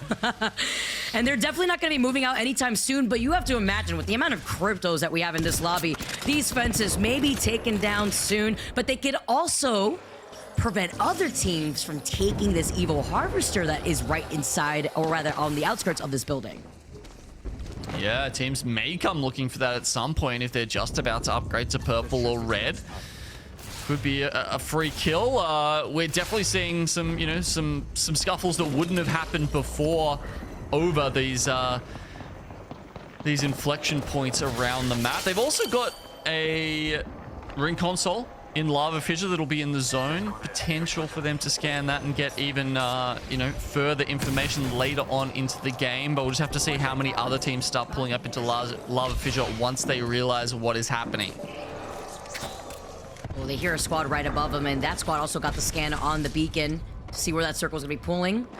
But look at the Evil Shield difference here. This is why it's so important to highlight. Each 6 has a purple, a red, and a blue. Meanwhile, it looks like the squad above them are still all set up on blue. And that's all thanks to the lifeline, too, you have to imagine. The Evil Harvester cash that they get from those care packages really come in clutch, aside from the Kraber that they get, too. Yeah, big deal. So, yeah, I'm assuming that Kraber came from Slab's care pack here. Oh, the EMP isn't going to stop them pushing in and destroying 2R1C. And that was 2R1C in the same building as 2 other squads, by the way. Full English looking to get involved potentially here, too, as they play on the outskirts of Infinity. See E6 looking down the balcony. wanting even more blood. 15 squads still left in this lobby, but I love the way that they played that, utilizing the EMP as the initiator for that push. Oh man, guess who's in God spot again? EXO, I bet you. Oh, yeah, I just looked right now. Actually, they were there from the very beginning. They called it out so early. That squad has not left by the rocks, but they also are denying themselves the Evo Shield opportunity to getting whatever they need. So have to definitely take a look at that squad and see how they try to play that final circle with so many other teams fighting over here by Countdown. Red Dragon, Mind, now looking to stay on the high ground, getting right behind Red Dragon. They do not expect it. No turbo on the Havoc as he slides in. He's got the blue. Mac here. Sanka going crazy in the follow-up, getting that knock with the Prowler. Man, nice shots there coming out. Red Dragon now. Do they really want to play this? I mean, they kind of have to win this. They can't really run away. If they get out of this as not a trio, honestly, they will get chewed up and spat out by the other teams closer to the zone. Oh, Fito literally won. Jukes now trying to juke them over on the other side. Gets the next knock right afterwards. He is going absolutely crazy. He's getting great from a team from afar, but playing off this pillar, though, can they get the reset? Fito's literally just trying to heal up real quick. There is one knocked right in front of them. Sanka's right behind him. The fact that Red Dragons is still alive is crazy, but so is Sanka. E6 went out as well, by the way, so that's been a horror start for them to the day today on groups A and B. But zone's closing now. Red Dragon and Mind, they've taken too long. I think both of them are probably going to get picked off by these other teams as they try and make it towards the circle here. Passion and Stay Healthy, I think, are going to have their number. ALGS and Hungry here, they've tried to move up and usurp EXO clan here from that fantastic spot that they're in, holding it with the Kraber. Is crazy, and while they fight for their lives, so they're getting EMP. You see, kind of getting these shots with the wingman. They clean up EXO right at the very end. Let's jump into Elicited with ALGS and Hungry as they make their rotate into that final circle. Make sure we're not getting pushed. You watch that. We're looking left. You watch that. Okay. Really, guys, right is close. Okay, don't move it. Yeah. Keep pretty close. Right. Keep on. They're raising below. Though. Yeah, we can end that and then come back. I'm scanning. I think we do. Yeah, kill this guy alone. I need to heal. Kind of chill. He shot him back. Get the kill. Come back. We have the end zone, boys. Yes. Chill. Just chill now. We're really fucking good. Well fucking played, boys. 6. How many Hi, bats? guys. Yes. Yeah, I have a lot of bats. I'll give you. I'm just thinking. That team has to push us, okay? It's the passion that I'm feeling right now, Gino. ALGS and Hungry clear this side for now before other teams make their rotate through the rocks. Yeah, they know how big that was. We called it out. EXO in a fantastic spot, and once again, you know, they picked the right spot for the end game. Unfortunately, unlike game 2, they can't hold on to it. ANC outplayed. They've been playing the top of trials for quite a while, so that gives them a free walk into this last zone. They just have to worry about the sightlines here moving in towards ALGS and Hungry. You can see over on the western side there, Vicky, Alliance just now setting up their evac tower for a late rotate in over the mountains. They happen to do this a lot, we're witnessing, but this time they don't get stuck on the rock. They're going to be landing right inside that next circle as Cybercats fight for their life. Yes, once again, that is a Wraith on your screen. She's got Portal as Ranches manages to get away, loses out on both teammates. Get dirty completely. 07, get eliminated in your feed. This is the bloodbath that we had mentioned. You saw that wrecking ball from the Mad Maggie. With the boost pads on the ground, Alliance landing on top of Team Portugal gets 2 knock, and they immediately get taken out. All that work inside that building just failing before their eyes, and now Hockey's trying to get them suppressed fire as they try to get effect right back up to fight. Oh my goodness, Hockey's with the shots. Can a lucky clean up? Doesn't quite make it. No, it's ANC outplayed, and now ALGS and Hungry are definitely getting hungry. They try and shove outplayed into the zone. They do it successfully. Passion once again have made it to the very, very late game, but they have to contend with the Kraber of Matafe. They keep doing it. They try to capitalize. Matafi manages to try to get away, at least around the corner. Some suppressed fire from Kinda, but he's missing some of these crucial wingman shots. He needs to land these. You have to hit these. And in the very end, following up with the Volt, Orglis and Hungry win game number 3, our final game on World's Edge. Matafe says, you can take my players, but you can't take my wins. A first place here. Wow, and that was off of what? Them landing by Lava Siphon, trying to go over to Overlook, making that rotate from Overlook. Very similar to what we had seen from 2 Rats with Controller into Skyhook Countdown area to fight their way from Countdown into that final circle where they finally navigated around Skyhook. It was just a big pathway for that squad, but they were absolutely looking hungry and played that so well, even inside that Skyhook building. Yeah, I mean, the turning point, though, obviously was taking that fight with Exo Clan, right? That was pretty much all or nothing for them. And in the end, they got it all. They got the win and walked away with quite a few kills as well. That was really big for Orglis. I believe before that game, they were sitting in 7th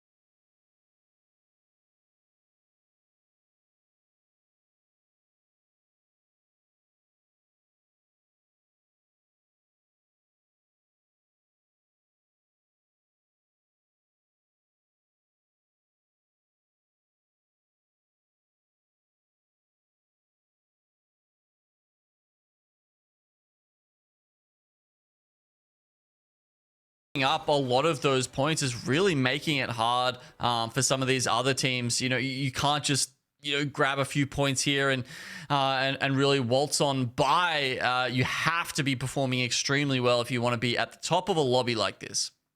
Yeah, and with 15 KP going to at least one squad, that's denying the opportunity for a lot of the other teams that may want to have a pop-off game for World's Edge before we make that transition into Storm Point, essentially just denied from them. So that was great awareness from Orglis, and also just playing into that final circle. You know they're going to be skyrocketing in the overall leaderboards, but that's crazy to see too, Genome, that we get to kind of discuss and highlight what we could see perhaps in going on to Storm Point and what that could change for some of these teams. Yeah, I'm definitely excited for that. Obviously, we've seen a good spread of legends there in World's Edge. Will we continue to see that in Storm Point? Will it tighten up? Will we get even more available to us? Yeah, hard to predict at this point, honestly. I mean, we talked at the start of the day about how Caustic has actually bled across into Storm Point, where previously it was more of a specialist World's Edge pick.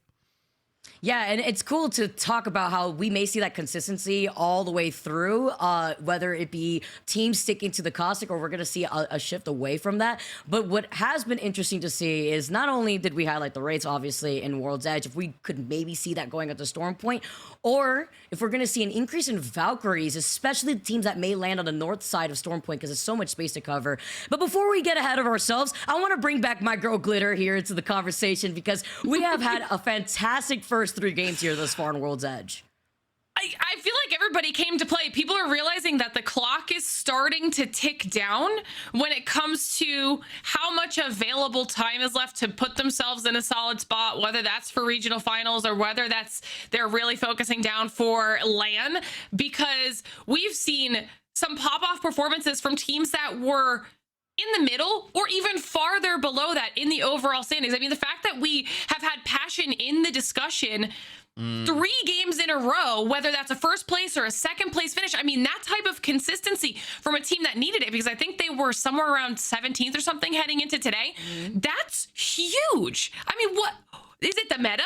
Or what is it? What changed, you know? I mean, I don't think so. You can see there's a very specific sort of style the Passion are playing, right? You know, really just lurking in the shadows when we get towards those end games and then popping their head out at just the right time. And I don't think that's got, you know, anything to do with the Legends they're playing, honestly. Look, maybe a little bit, depending on, you know, what kind of, you know, scans and stuff they have available to them. But yeah, it's been a very noticeable play style from them, because it's been the same plan game after game. Whatever it is, Genome, it's working. Okay. Let's see if they can continue this consistency onto Stormpoint, though, or if it was just a World's Edge type thing. Obviously, though, before we get into Stormpoint, we've got lots of stuff to talk about. It's the halftime portion of our show. It's time for us to take a look back at the final circles of our first 3 matches, because we have had an insane start to today so far. Specifically, match number 1, ready to bring it. Okay, we saw that this was the finish in Skyhook over near that drill tower, and we just mentioned them. The team in the conversation with Passion, they had a phenomenal position, as did Team Portugal, where they were kind of towards the edge of this ring and waited for everybody else to make a push. And when this fight popped off where Cybercats was pushed, forced down without their Maggie, this is one of the times we didn't get to see what Maggie was going to bring to the table. It was just easy pickings at the end here. Passion was able to let everybody else kind of have those final fight moments, move in on Team Portugal after they had pushed into 2R1C. Everything was going down, and this was a great start for Passion. But then heading into match number 2, Genome, things got even better. Yeah, I mean, this was one of the most straightforward games you'll see, right? EXO up the top there, all the way set up with their Watson. And this was that crucial point, right? Okay, Effect throws out the gravity lift. Were they going to go up? I mean, okay, so they're getting EMP'd. They're getting bang ulted. Yeah, I don't know. Maybe that's the reason they didn't want to go up, because obviously once your aim gets stunned by EMP, you're also losing 50 shields across the board for your team. You're at a severe disadvantage. So I guess I can understand why they may not have wanted to take on ExoClan in that moment, but that also does pretty much just guarantee them a second place. Oh, sorry. Well, it was the 3rd place here, so... Listen, then we move on into match number 3, and we get consistency out of some of these teams again. We got to see something out of Alliance here. Team Portugal in that kill feed, also up here in these top spots. But at the end of the day, Vicky, talk me through these final moments. It was so much chaos. So you could see that why the Bloodhound's being utilized a lot more often, with the fact that we're seeing a more Caustic and Bangalore. But Orglis and Hungry were absolutely hungry with the way that they approached that circle coming out of Skyhook, but with the way that they were also holding different split positioning. Even with Matafe having 2 players on top of him, that was 2 players that had to split their focus from a team fight, leave their solo behind them, and that just allowed Kinda and Tyler to enable them to clean up what was the solo that was left all the way on the other side, which was the Caustic. Easy pickings for them, and with a huge game at that, 15 KP in the pocket aside from the dub has allowed them to elevate themselves in the overall standings after 3 games alone. I mean, 15K is wildly impressive, and now they're sitting in a very comfortable first place spot, only 1 point above Passion with their insane consistency here today. But as we take a look at the rest of these series results so far, Genome, who's jumping out at you? I mean, Passion have 30 placement points right now as the makeup of their 41 points overall. That is one of the most insane stat lines that I have seen. I mean, I think up until this point, Passion were running at 45% of their points were coming from placement. Sorry, were coming from placement. So the fact that they're getting 75% today is unreal. This, like I said, we've seen some really, really strong performances for some of these teams. On the flip side of that, Vicky, you've got 2R1C who's getting a lot of their points from their kills instead of their placement points. They've been super aggressive so far today. Yeah, it's crazy to see how kill heavy at the top end of the overall standings is sitting. I mean, even looking all the way down to Alliance, who still remain in the conversation of top 3, even including a new player into this roster where they feel very comfortable where they're standing and the way that they approach these final circles. But then I want to focus on the second half of the lobby. We talk about E6 a lot because E6 was the first placing team both times that we've seen these lobbies meet up again in the past. So the fact that they're on that second page, still in 11th place with 9 KP, they're getting the kills, but they are dying on rotation. So we have to see if that could present themselves in a better format in Stormpoint.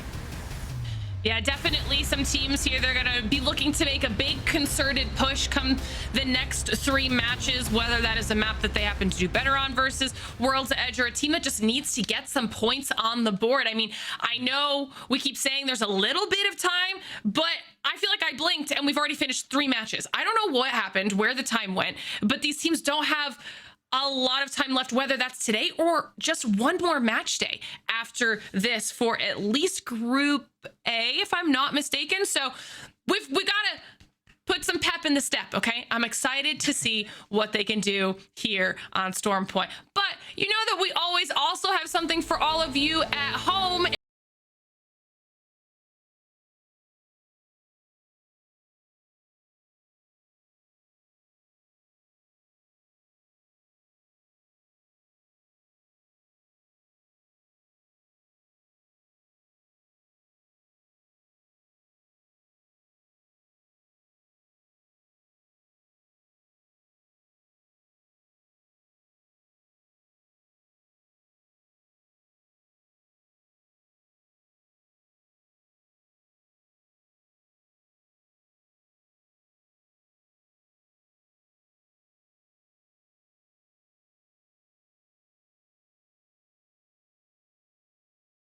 Of a respite, okay? We'll see you back here in a little bit.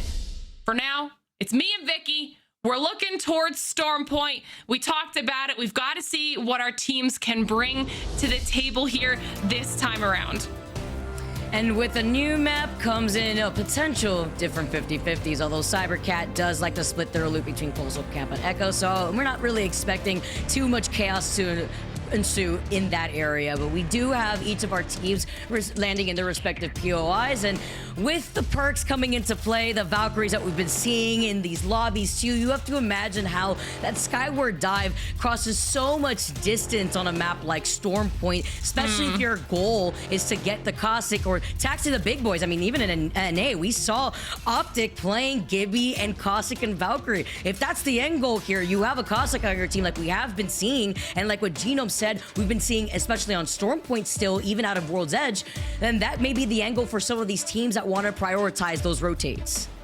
Yeah, we're definitely going to be keeping our eyes on quite a few squads here. Also, LVH and Aftermath, we watched how that contest was going for them all through World's Edge, something that they don't have to worry about here on Stormpoint. So maybe an opportunity for them to get some more points on the board with a little less early game pressure, you know? Okay. Gotta take a look at the legend compositions in just a minute here while our teams get settled in their POIs. What I've been really excited to see so far, Glitter, is the different race lifelines. Will they still be used here in this lobby? And I don't know if my eyes are deceiving me or if Mandy's just had it, but 40% worse. Maybe bringing a Pathfinder to the table. We'll have to tune into them later because they definitely need to see some signs of life after their lackluster performance on World's Edge. LVH at least doesn't have to worry about a 50-50 happening over here, but in the outskirts over by the north side of Stormpoint here, looking at Northpad, Mind and Team Portugal make their way around each other. Definitely close. We'll have to see if either team is feeling a little spicy after the performance here on World's Edge. I see that, Pathfinder, so we'll have to see what's going on with that. You were asking about lifelines. We're still getting some lifelines being brought in here as well, which I love that we're starting to see lifeline being brought back into the meta. I think that she's actually, after yesterday, proven to be very useful for these squads as we get a look here at where the first zone's going to be. Cold looking so comfortable at command center right now, but also remember, this means that they're going to have to find time and opportunity to run out, grab that Evo Harvester, hit those bins if they can, get some of their shields leveled up, because if they sit still, they'll be so much less protected than the rest of those teams rotating in. Yeah, and that's why the lifeline is so important too, right? Like you mentioned, not only do you get those Evo caches out of your care package, but you could potentially even get a power weapon while you're at it too. So, when you're trying to play for whether you get blessed by the circle or in that final circle positioning, that care package could definitely come in clutch. Mine is going to be able to also clear up some of these prowlers, which also gives you some more Evo shield charge. And you could even see it played out right here, whether it be the Prowlers, the Flyers, or even the Spiders. You got your own little mini objectives to take care of on Storm Point, which also allows these teams to have a much better fighting advantage when it comes to the start of these fights on Storm Point specifically. Yeah, it's a very different situation here. Obviously, those being unique to Storm Point, and we can see Team Portugal. All right, dang.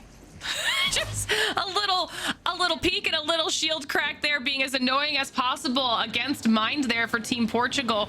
So we'll have to see what they're able to do as they kind of coexist in the same area. It's because there's an Evo Harvester over there that they know, both those teams want. But Aftermath trying to make a little bit of a drive-by work in their favor, taking tons of damage, trying to throw down that smoke and get a little bit of cover here. But they find themselves in a rough spot, being chased down right now. Well, when you're zooming right through Stay Healthy, they want some of the heat here, and they take some shots. They're still playing off that slight low ground, though, leaving Mexico isolated, actually, in the smoke for right now before trying to meet up with the rest of the team, while Aftermath says, all right, well, our priorities are in trying to get whatever Evo Harvester we can get, and there was one on the north side of where Aftermath is currently headed towards. But you can imagine other teams, especially by wall command center, probably want the same Evo cache. So we have to see how more of these teams try to fight for that Evo charge. While we take a look at Barometer, some of these teams with an evac tower. ExoClan down a member, looking to maybe go into the replicator to see, well, they're even a replicator. They haven't been able to recover his banner, and they don't have a support legend, so there is no coming back from this. That's definitely going to be a bit of a rough spot for ExoClan. If I'm not mistaken, I think it was 2R1C that just kind of went a little bit wide on their rotation, decided to push ExoClan, see if they could ruin their day. They definitely put them on a back foot here. As you're saying, they're now going to be forced to exist as a 2 and completely change the way they're going to now push through into the next circle. 07 finding themselves going up against Cold here inside of this command center. And we knew that this could have potentially been rough for Cold because they want to hold it, but also everybody else needs to find some place to coexist. And right now, they've done a good job on blue shields and keeping everybody away from them. These caustic barrels are going to be huge in that zoning, able to push through the smoke. Nice shots coming out of Graceful, making the move onto Bloodhound, but does go down, and now Cold are a duo. The fact that Amphi still got that knock is crazy, even with the initial push right there with the caustic Nox gas. JMW is the last one alive on the other side. You can see the pings going out. What is he going to do? Do you navigate away, take your loss? I mean, seeing the fact that Nags and Natsuki is pretty healthy here with those Evo shields, he realizes that this is unwinnable, is just rather navigating away and retreating instead of trying to push into a 2-man. I think that was just a little bit of bad timing, bad coordination there on behalf of Cold, as it looked like Graceful was the only one that made that move up. But now it looks like 07 have some decent space, only have to worry about a solo on behalf of Cold, while Cybercats are starting to make their rotations, checking through this wall here if they need to worry about anybody in Jurassic.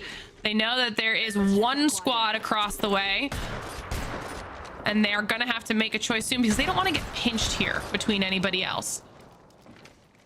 Not at all, especially being right here by Jurassic. You're looking behind you at Pylon in case anybody wants to late rotate in.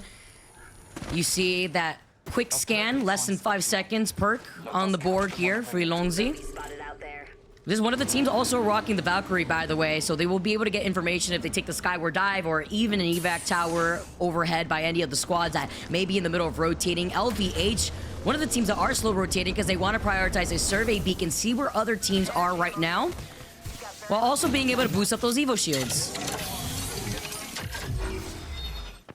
Much healthier LVH there, and they've got a little bit of space to play with. They're right on the edge of the next circle, so they've got some space and time and not too many teams to worry about. Red Dragon Jukes down to almost no health, able to get the bat off and get the shields back up, but they are also down to a 2, trying to hold off across the way. Mine go down in the kill feed. Now we're down to just Fitude here for Red Dragon, trying to make an escape here while getting those heals off.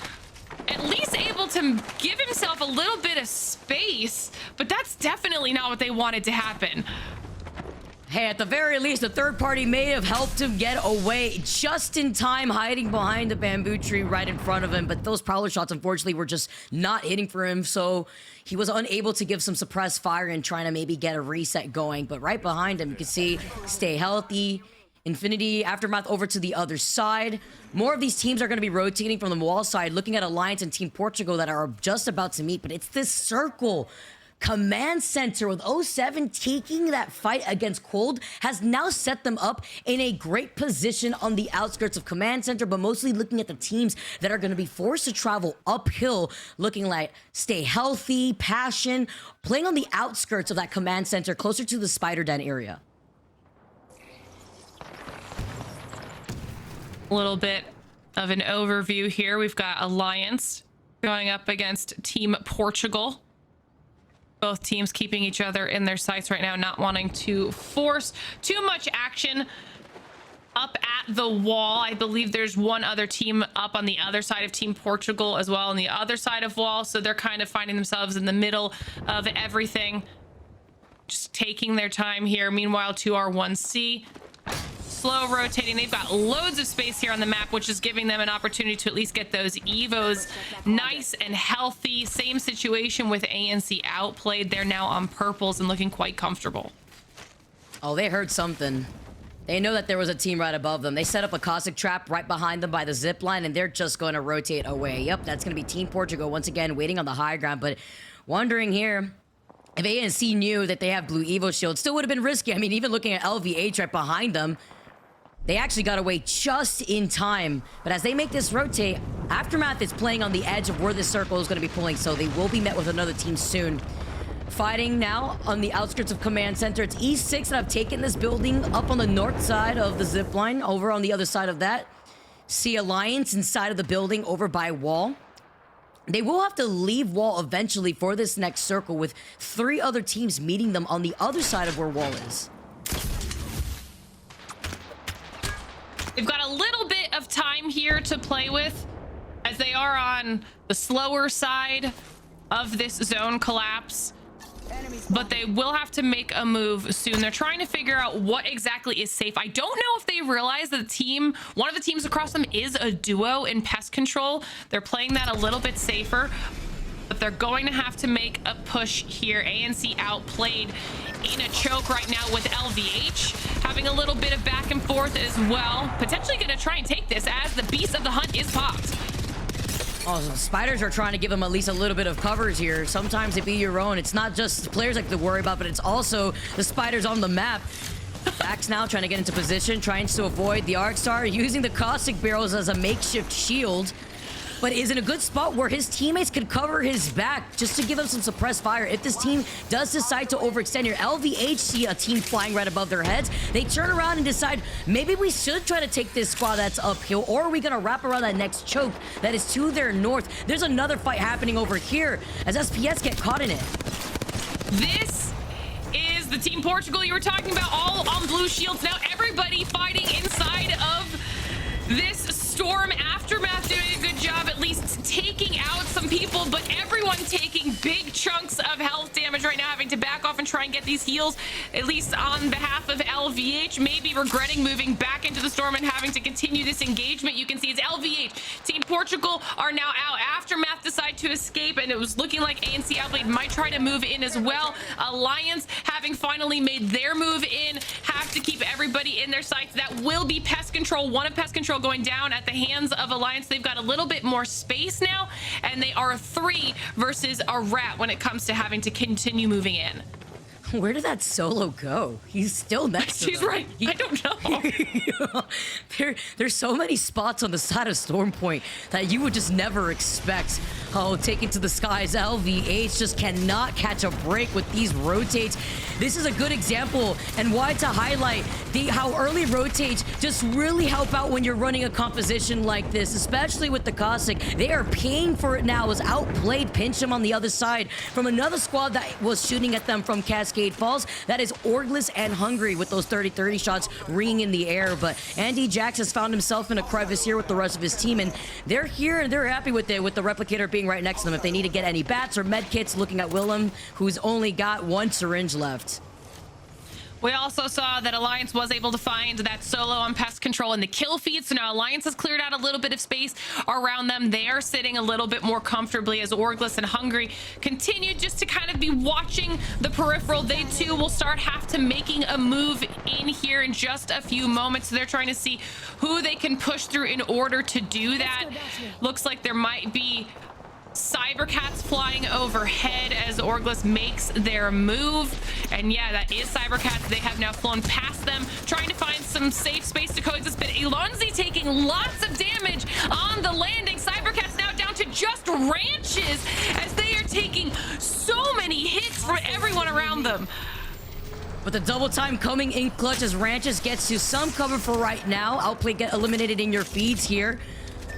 I'm saying Hockey's with this Mozam. It has been cooking up in his hands here.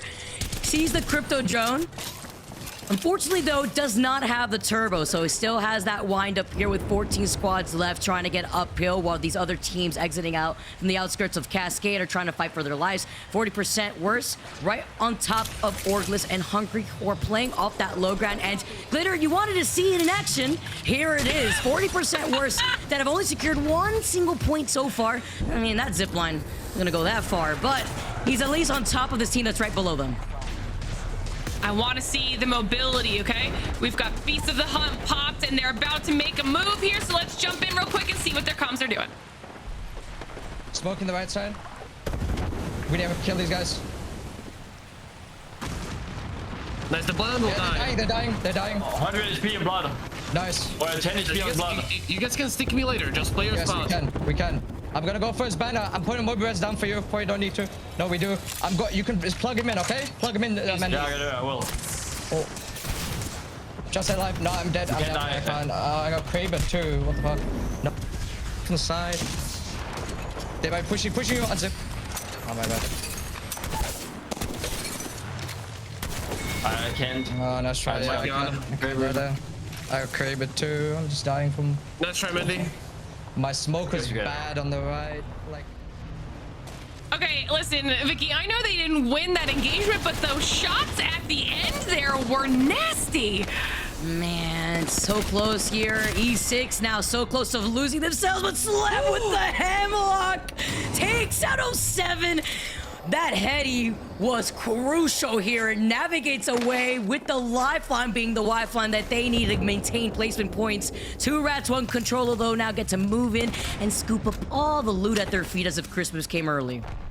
See, this is what happened when 07 took the good spot off of Cold. Everybody pushes in for it, and now there's just more teams trying to get inside of that side of Command Center. Meanwhile, Orgless and Hungry have to make a move in, and they run into Passion, a team that has been in top 2 all day so far when it came to World's Edge. Orgless and Hungry, though, just coming off of a win with really high KP, so this should be a good fight.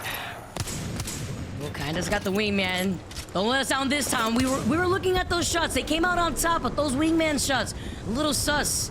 Is he's just trying to hold a little head glitch over to the side. They see that they're rotating over on the other side of the boulder, so they decide to take the high ground here, but this is a much better spot to hold for Orgless and Hungry as long as they clear this side. We'll have to see how that ends up playing out for them. Meanwhile, we've got Alliance Still trying to battle it out in this area. Now they're up against Infinite and down to a 2. Hacky's no longer able to help, but Unlucky and Effect both on Reds doing a fantastic job here, maintaining some space for all these squads, making them look nice hits with the Valkyrie. That makes a huge opening here for Alliance to move in the smoke, really helping them here as well. And Stay Healthy goes down at the hands of 2 on Alliance. Love the follow from Unlucky right there. Effect with the entry frag with the missile storm helping them out. Has better jetpack handling too, looking at that second perk here. Unlucky trying to give suppressed fire as Orgless and Hungry see the opportunity to single one out from Alliance. Misses out on that Kraber shot. Only 2 bullets left here. And Alliance get eliminated. 6 squads now left here. Still a great run on behalf of Alliance. Orgless and Hungry continuing to just kind of steamroll through anybody that's in their path. Now trying to close in on the rat from Cold. I misspoke. I thought Cold had somehow died already. JMW is playing the most epic game of hide and seek right now, Vicky. Actually, how? Actually, how does he fit there? It's the bang too, so like, you're swifty with it. All right. Well, Orgus and Hungry would have not expected that. Can you imagine if they just randomly just scanned in that direction? That'd be unlucky. No. I mean, he's not in a terrible position. He's right on the edge of the next ring as well. Could potentially just kind of sneak in, and no one's looking that way, so they might not even think to pay attention to that space anymore. Like you said, as long as he doesn't get scanned, might be able to get some more points on the board for Cold, as 2R1C now have this high ground and are trying to throw some nades down, see what they can do. ExoClan go down. 2R1C looking the way of Orgus and Hungry, who is across from them, as well as the full English, trying to manage both of these teams right now. You're micromanaging everything. They're looking like chameleons. One eye on one team, the other on the other, over to the left side. While Orgus and Hungry try to keep 2 rats at bay, Full English is a full man squad still looking over to see how they want to approach this uphill. This is why the command center area was so important to hold, even if you're denying yourself a little bit of Evo Shield here. But Orgus and Hungry have been fighting non-stop. 11 kills shared between the whole team before they fully send it onto Full English. This is the green light now for Orgus and Hungry to just clean up on IL3. They take another game, this time on Storm Point. Back-to-back wins for Orgus and Hungry.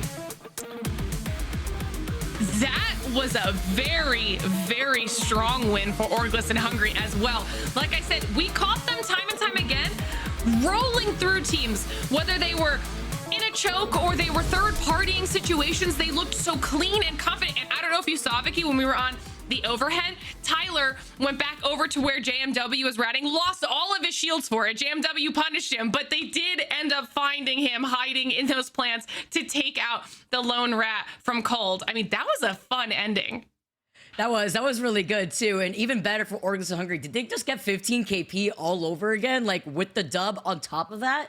Orgus and Hungry, they came and they conquered, and that's with them, I believe, rotating from Pylon. So what a rotate from Pylon on the south side all the way up from Cascade. They wrapped around Cascade like we saw through Spider Cave area, where they were able to play more on that lip uphill. They knew that side was already clear. So those rotates, aside from the fact that they were also cleaning up the lobby, once again proves Orgus and Hungry as they take another dub. That was a big game for this team. And before they won the last 2 games, they were sitting in 12th place overall after the first 2 games on World's Edge. So they have just settled pretty comfortably now, probably in first. They just looked like they have figured out their team flow. They were working as a unit, pushing all together when they were going to make a concerted push or backing off at the right times. They moved through the dead zones of that final ring really, really well, found themselves some space to work with, and just looked so solid. The fact that I didn't even realize it was 15 kills, Vicky. The fact that they had back-to-back wins with 15 kills, I mean, that's insane. That's a performance that will keep them at the top of this leaderboard for the rest of the day. I feel like that's crazy. And what's nice to note is that in the overall standings, Orgus and Hungary was a top 5 team. I believe they were in 4th. So they've been ramping up. They didn't have the best last Pro League day that they had played in, which was groups B and C. And now they have just been full sending. New season, new look. And Orgus and Hungary is just looking to just not be Orgless or Hungry anymore.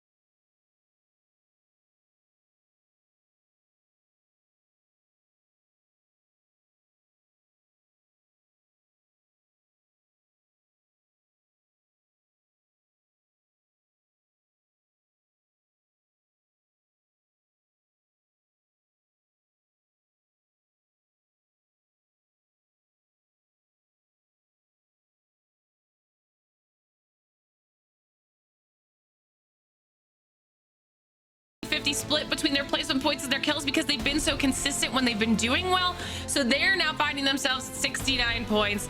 Almost, no, yes, Lauren, do math the right way. More than 20 points of passion, Vicky. This is impressive.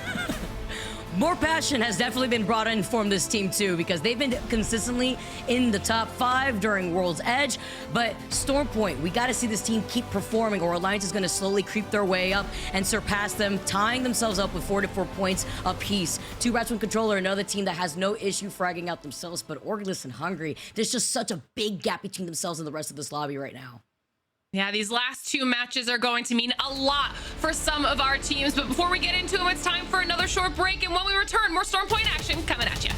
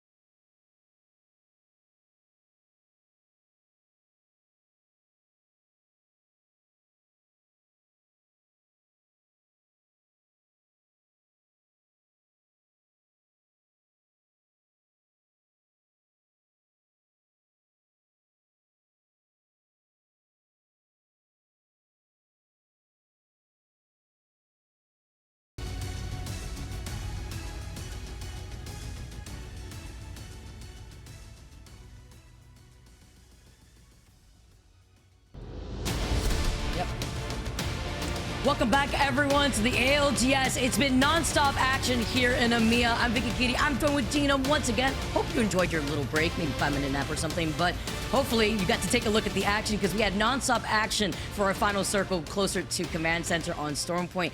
It's been fun to watch how the games have been able to play out so far, but it's even more fun to see how the teams have been able to readjust with these different legend comps, if they're bringing them out to the table for Stormpoint. Or we get to take a look at teams like Orgless and Hungry, who are just absolutely dominating thus far. Yeah, I mean, I wasn't going to miss them taking out the back-to-back there, Vicky. It's really coming home strong here for Orgless and Hungry. And, you know, we were sort of talking at the start of the day about how Alliance have sort of adjusted to the new team changes that they've made, but obviously losing one of the biggest fraggers in the entire league. Oh, doesn't seem to matter to Matafe right now. He's still making it work. The calls that he's making are still the right ones, and they put themselves on top of the lobby by more than 20 points. You know, probably wrapped up a first place here. That's incredible for Orgless and Hungry. They're almost certainly on path to make it to LAN.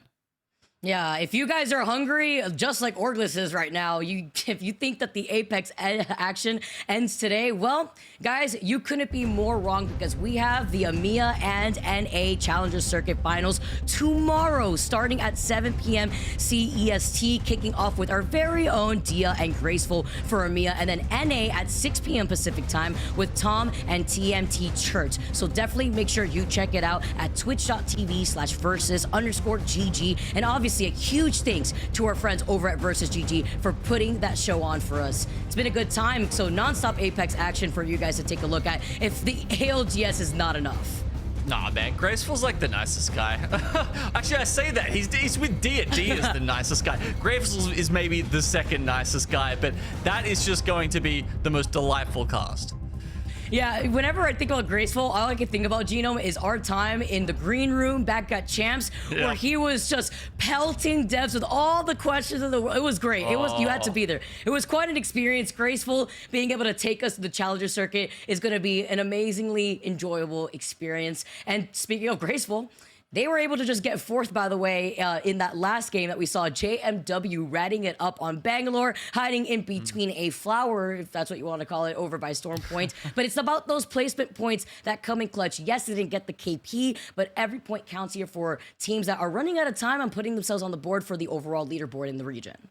Yeah, because Cole was 17th coming into today, I believe, which, you know, obviously doesn't give them a lot of leeway to try and make sure they're still involved in that regional final. And, you know, I call it a golden ticket, right? As long as you can make it into that regional final, you've always got a chance to take out the match point victory and therefore catapult yourself into LAN. Even if you're too far behind, you know, lagging behind the discussion to maybe make it in through the top 8 slots.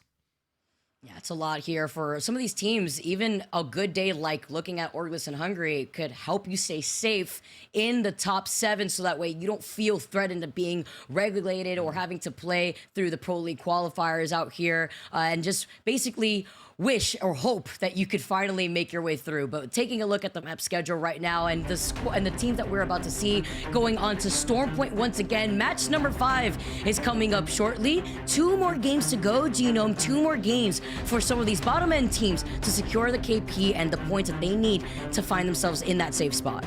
I mean, I guess the other thing we also have to touch on here, Vicky, is they've also opened themselves up to the possibility of a bonus point here, right? 2 wins on the board right now, and they've done it early in the series as well. So now they have another 2 maps to try and grab 1 more win, which equals 1 more bonus point. That is such a good point, too. Yeah, especially these 2 games. I mean, if they keep playing the way that they have, they've absolutely been able to figure out something here that has made this team much more cohesive and consistent. The most consistent that we've seen this team, honestly, thus far. But they've always been on the top end here in this region, always being able to find the KP that they need. But the back-to-back wins here with the KP that they've been able to find themselves with has just been crazy.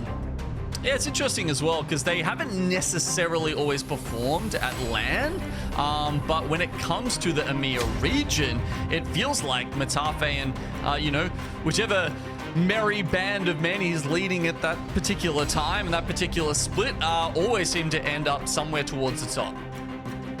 Yeah, taking a look at the lobby and the Legends select here too. Nice to see that Mandy is still sticking to the Pathfinder.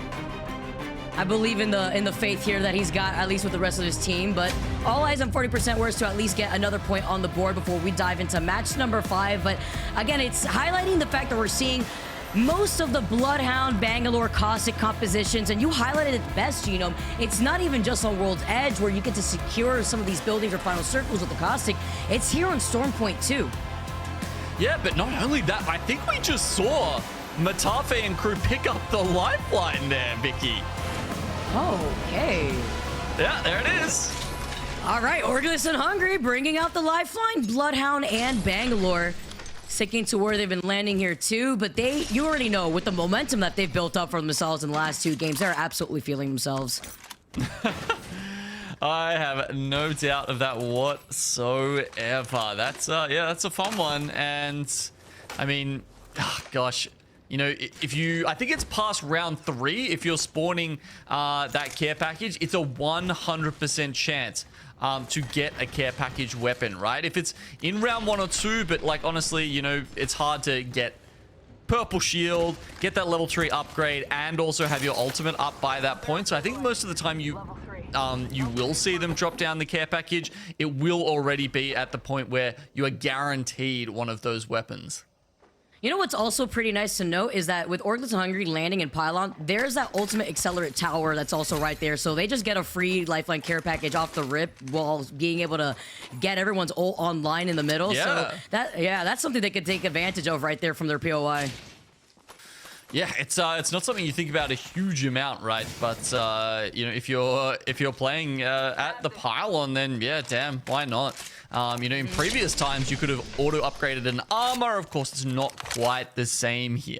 Oh, is that a gold mastiff they just got to pick up? Nice.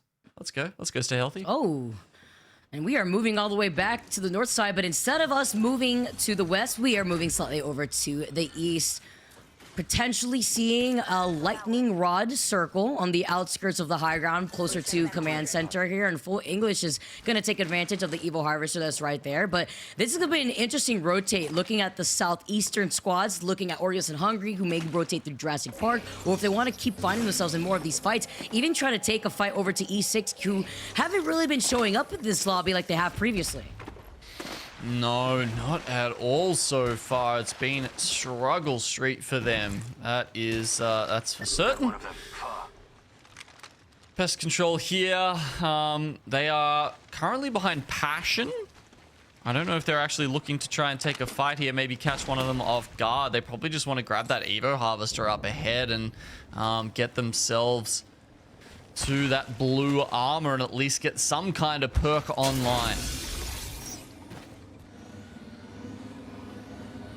Fortune still having to play at that disadvantage. Here, Trident in the distance, zooming around. 07 actually try to see if they could take this fight to pest control. Would be crazy. Just trying to call out the duo that's there if they could clean up any extra points. But it's also the Evil Harvester that's also in Cascade if they could take advantage of it. And you're going to be seeing, while we make our plays in Stormpoint, much more of these teams take advantage of the wildlife, right? The prowlers, the spiders. This is how you're gonna get extra points aside from scanning the survey beacon and the control beacons too. Yeah, the pro players have actually had to learn quite a lot. And I think in the last couple of weeks since those changes, Vicky, as Mine take this gravity cannon, they scan, there's no one in front of them. They may not realize they've just gravity cannoned over Stay Healthy. So they might have to actually watch their backs. But okay, look, we can get into the technical discussion later because Pest Control are taking on 07 in the middle here. But of course, it's duo, so that's a pretty quick cleanup. Yeah, they were chasing after them for quite some time too. Right behind Cascade Falls, they got information on the ring, they got the Evil Harvester, and they also got KP while they're at it. So 07 feasting a bit here at the very beginning of this 5th game. 40% worse. Need to show up here. Sentinel in hand, and with a nice little headshot, gets the 126 and the crack. He is zooming around, being the sole Pathfinder in this lobby with that grapple. But getting to see Exoclan that have the high ground here. I'm also just noting those legend picks up the top there, Vicky. Now, you know, I was saying we'd seen up to 85% Bangalore. Actually, honestly, like it was closer to 100% in some of the situations if you take out the single or duo teams we had. But over here on Stormpoint, we've seen it tick up from 50% on World's Edge to 80% pick rate now on the Bangalore here for EMEA. So obviously that one definitely is a little map dependent.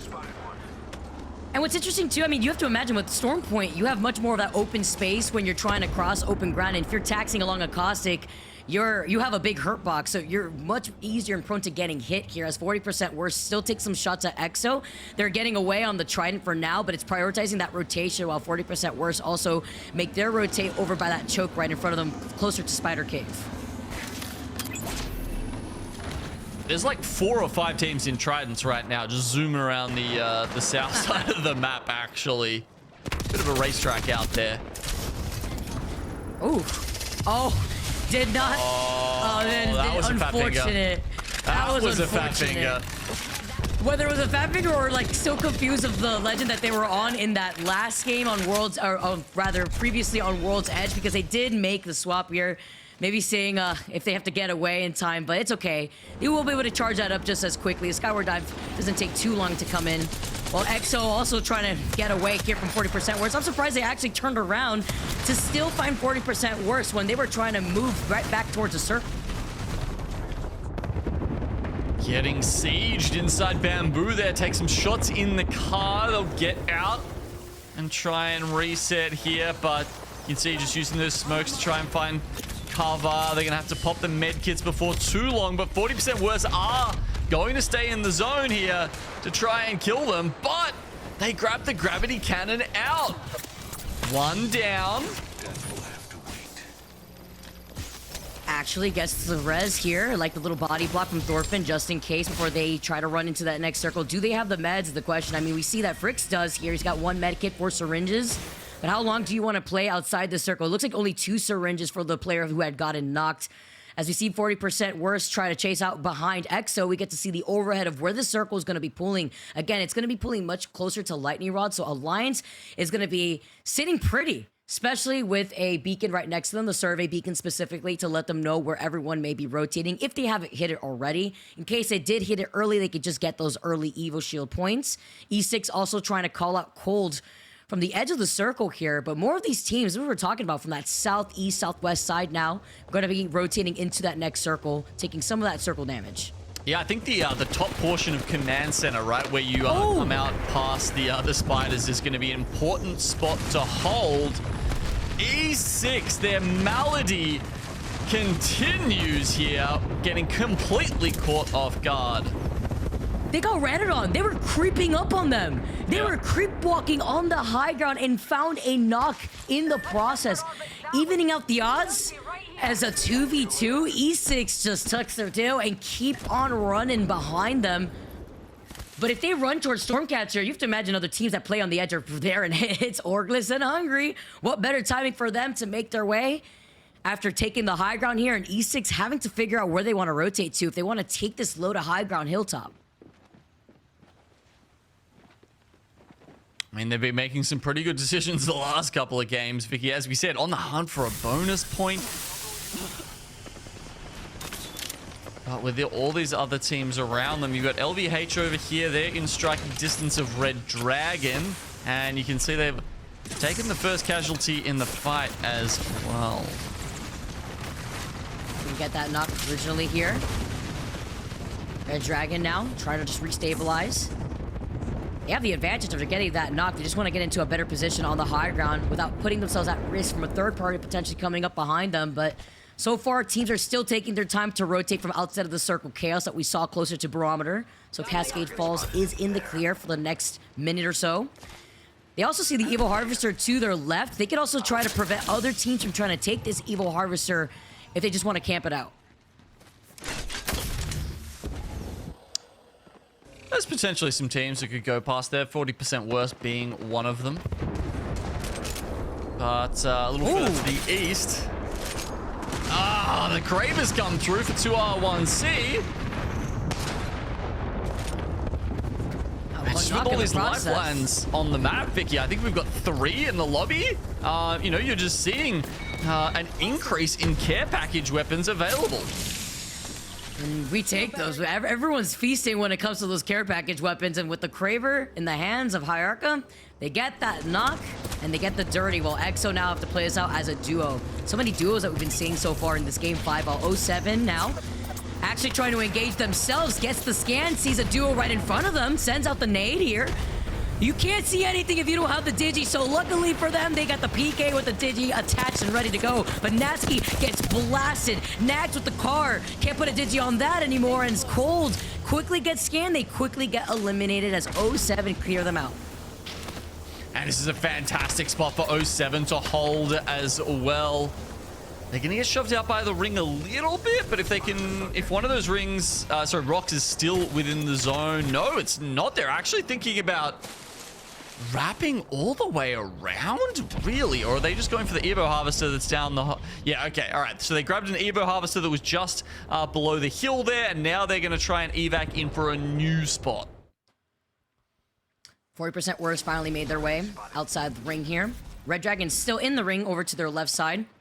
But look how many teams are by the edge of this next circle. 07 actually are landing on top of them, and they're going to pay for it. Nasky gets taken down, but it was because of some circle damage. There's a team right outside these doors, sends out the creeping barrage in the process, but it's a team that is bunkered down, it looks like, closer to the high ground here, while 07 just try to reset.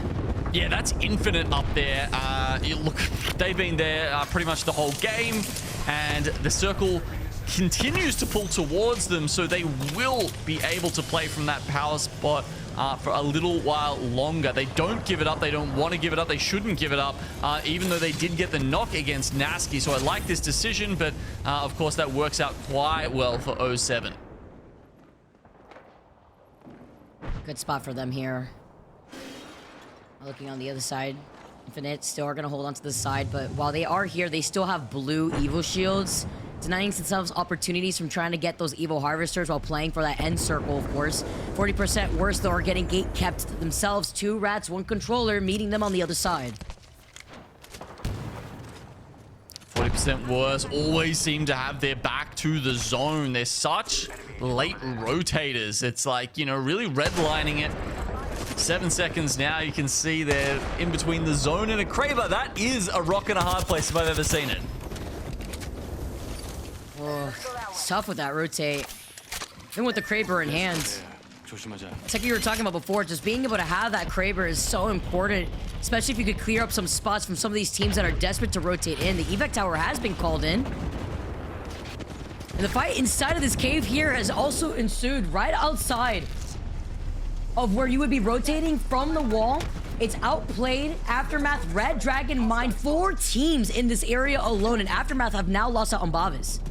Yeah, it's always hard to tell on the map, though, whether they're actually in the cave or they're, you know, running around on top as well.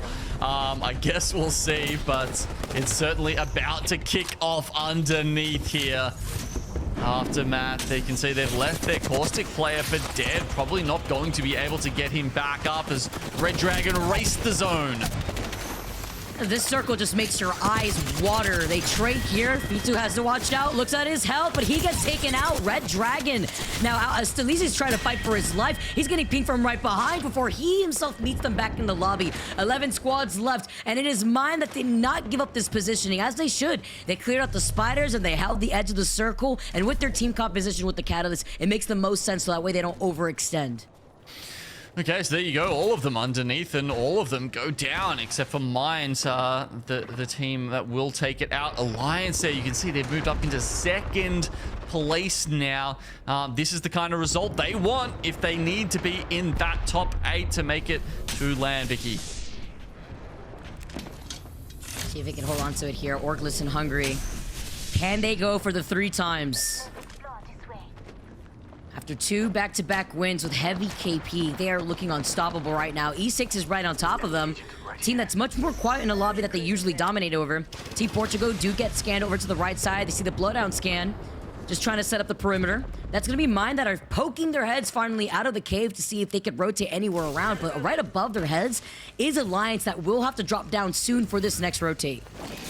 I mean, that wasn't, just thinking about this now, that was an absolute killer rotate by 07 earlier. I've seen a similar zone. We had it earlier in the split in Apex South. And I've got to say, the teams who are where 07 and Infinite are, like on the top of Lightning Rod, it's like a castle. It's a fortress. And everyone else, when it comes to zone 5 or 6 and they have to push across that, it's like trying to get into a castle over a moat. They pull up the drawbridge and you've got nowhere to go. And it's having that height too. Always that height advantage that you just beam while they just try to poke their heads out while crawling from the low ground. That's gonna be crucial to see in the end game as Team Portugal lose out on their Valk. They're getting pinged all over to the right side here as more teams just try to make their way. That's probably Mine that finally made their way out of the cave. And with this circle closing in behind them, they have to get going soon. Okay, Alliance. I think when we saw earlier on, it was only a duo, so seems like they've managed to get back to full strength. Can they follow in Naxki's footsteps? Why don't we jump into a listen in with them and find out? The base stairs. Okay, let's see, yeah. Let's on the roof, yeah, let's on the Kill roof. this team outside. Yeah, log on. Land on me, come inside. I'm with you. Why? Yeah, smoking. Get inside, Come on, Victor. Come on. We're safer, hold the doors. Make sure the team open the outside door. doesn't hit those shit. We good. My door's nated, my door's nated. Careful. Yeah, can't bang ulti. Can we kill left? Just hold angles here. Close left. Yeah, I know. Careful left, DJ. Forget about. Yeah, I'm batting. Just play this side. Yeah. I'm scanning two.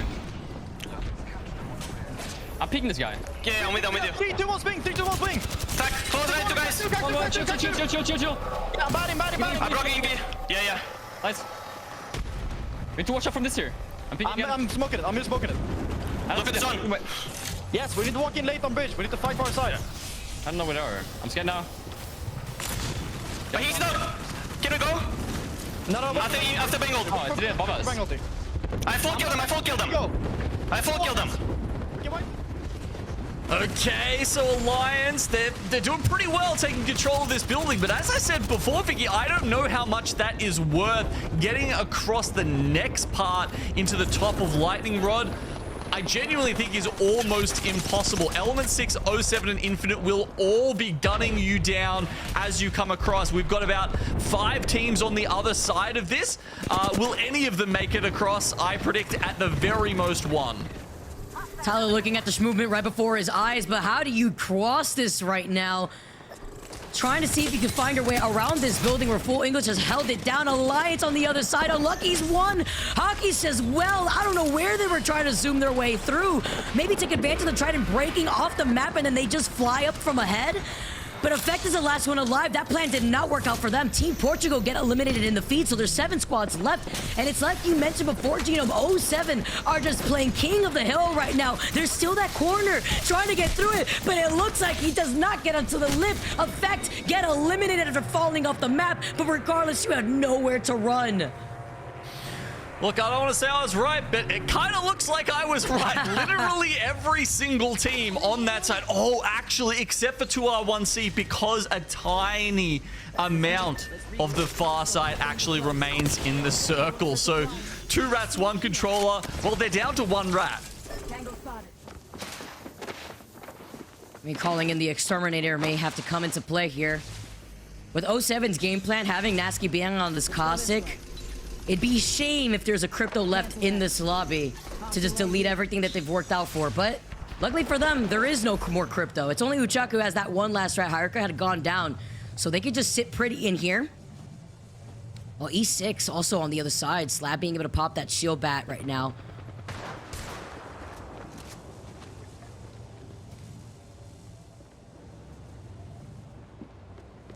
Oh, man. What's the next move for Uchaku? It's probably not gonna come to much, really. I mean, August Hungry know he's there. They've got the scan. I think that was an evac maybe we just saw, or there we go. Wow, gets sniped out of the sky without a second thought. August and Hungry, they've got control over this zip line right here.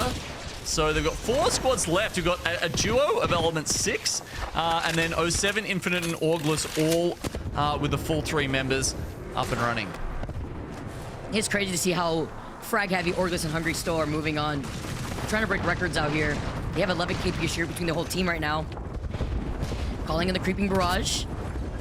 How's 07 going to try to approach Orglis and Hungry as they actually try to fight for the high ground here? Circle closing in now. The calm before the storm, and the Nox grenade is ready from Nasky. Again, this shot's great because it shows us how the height is playing out between these teams, because that will be one of the crucial factors. Who gets forced out first? Will you be forced off height, or will 07 be forced out of that building? Nice thermite. Wow. Oh, it was huge right there. Does it matter if the Watch and Gen eats that up? E6 get eliminated. Our final 3 squads left right now in the lobby. Infinite, 07, Orglis, and Hungry. And Orglis and Hungry are looking to take 3 back-to-back wins, playing off the low ground here. Oh my god, bonus point actually within reach now for Orglis and Hungry. Bang, ult comes down. Evac tower even, I think that one's from 07, trying to give themselves some options as they have to finally leave their cover. Orglis and Hungry looking down upon them. Infinite might be able to play the hype from longer. How it's gonna shake out, Vicky? Oh, it looked like he tried to toss a Nox grenade up onto the high ground. Not too sure if we cut the Gen. Eating that takes the evac tower, taking the circle damage. Infinite drops down. This is all Infinite. They have it in the game, but can they clutch? I don't think he can. 07, stay alive in the final circle. Even playing off the low ground, taking care of Orglis and Hungry, stopping their reign, and taking game number 5. Wow, 07 come out on top there. Epic clutch. I mean, I would have loved to see Nasky's reaction from that. You know, definitely one of the more animated players in our league. And yeah, look, it looks like Orglis and Hungry, they got shoved off first. Very hard for them to take that one out. You know, Infinite, who were up the top, I thought they probably, you know, had the best spot there. But no, the clutch factor lies with 07. They got deleted the moment that they dropped down from that high ground. Like, you blinked and two of the players were already knocked, only leaving the Bangalore. And throughout the chaos of the smoke nades, you already saw the Nox gas, you saw the barrel setup. Where do you look while you're getting not only damage from the ring, but also the tick damage from the Nox nade? So that was a lot to deal with. In 07, the patience wears off. We saw them clean up a duo right before they had made that rotate with the evac, and they found themselves in the best spot that you had mentioned, Genome, was for them to hold. Yeah, good point about the caustic as well there, though, Vicky, because in those final circles, they are the one you're kind of relying on, right? Everyone else probably going to be eating that gas damage. They're going to be stunned, not necessarily have good vision through the Nox gas, but your caustic is fully free and ready to, do damage and deal with the other caustic. So really, if you can keep that player up and alive longer, there's probably a much better chance that you're going to take out the win in those clustered end circles. And 07 needed that too. Before that game, they were sitting in 11th, so now setting themselves up for a higher success rate as they move up in the overall standings. I can't wait to see what they had finished off with their KP, but regardless, we got to see Orgless and Hungry and how much KP they had. Kind of was going crazy on that Bloodhound, so they still were able to finish in top 3 with a double-digit KP kill count. Damn. Yeah, there's that's a big result there from them. I mean, Orgless and Hungry, we also saw that they took out quite a few kills there. Obviously, a decent placement, maybe not winning, maybe not getting the bonus point, but they still did.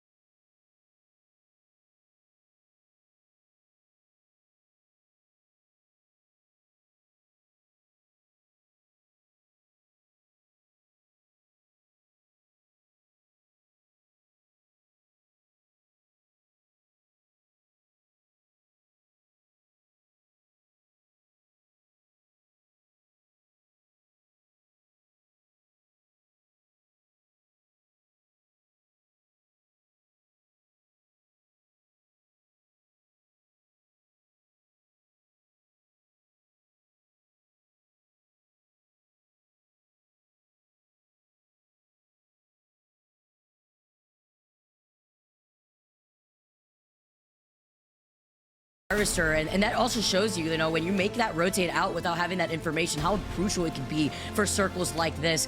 Taking a look at the kill leaderboard, Orgless and Hungry still stay on top. All 3 members in the top 5 still, while Tyler secures himself 20 total kills for the day after these last 5 games, while Kinda comes in second place with 18. I do know that Kinda is leading the way with the amount of damage done, though, so Orgless and Hungry doing a really good job at following up with one another, while Alliance sitting in 3rd and 4th between Effect and Unlucky, who has been just a phenomenal addition out here for the rest of this team. He has, and he's taken a lot of the pressure off Effect as well. The Wunderkind, who had some of the most incredible land performances we'd seen on the hardest stages, maybe until they get to the finals. But here he is, Unlucky, able to just, make it so that we're not just relying on the one fragger for that team. Of course, Hucker's always pitching in there as well. I know we saw some of those, the history of ALGS like kill leaderboards overall released by Chrono recently, and Huckus is definitely up the top of that.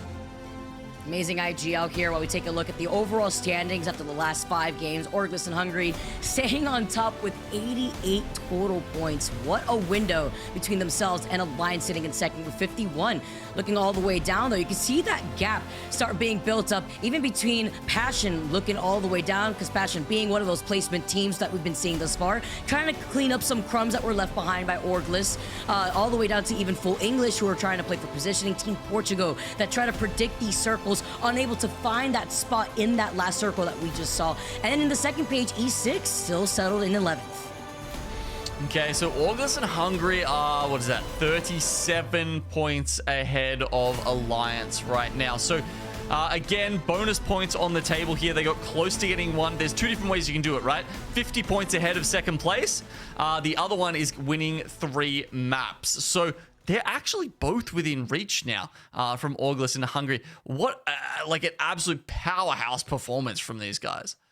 It's crazy, but can they do it? They have one more game left. If they can clutch it out, additional points, they'll be feasting. We're gonna have to see on the other side of this break. Don't go anywhere. We got our final game, game number 6 on Stormpoint.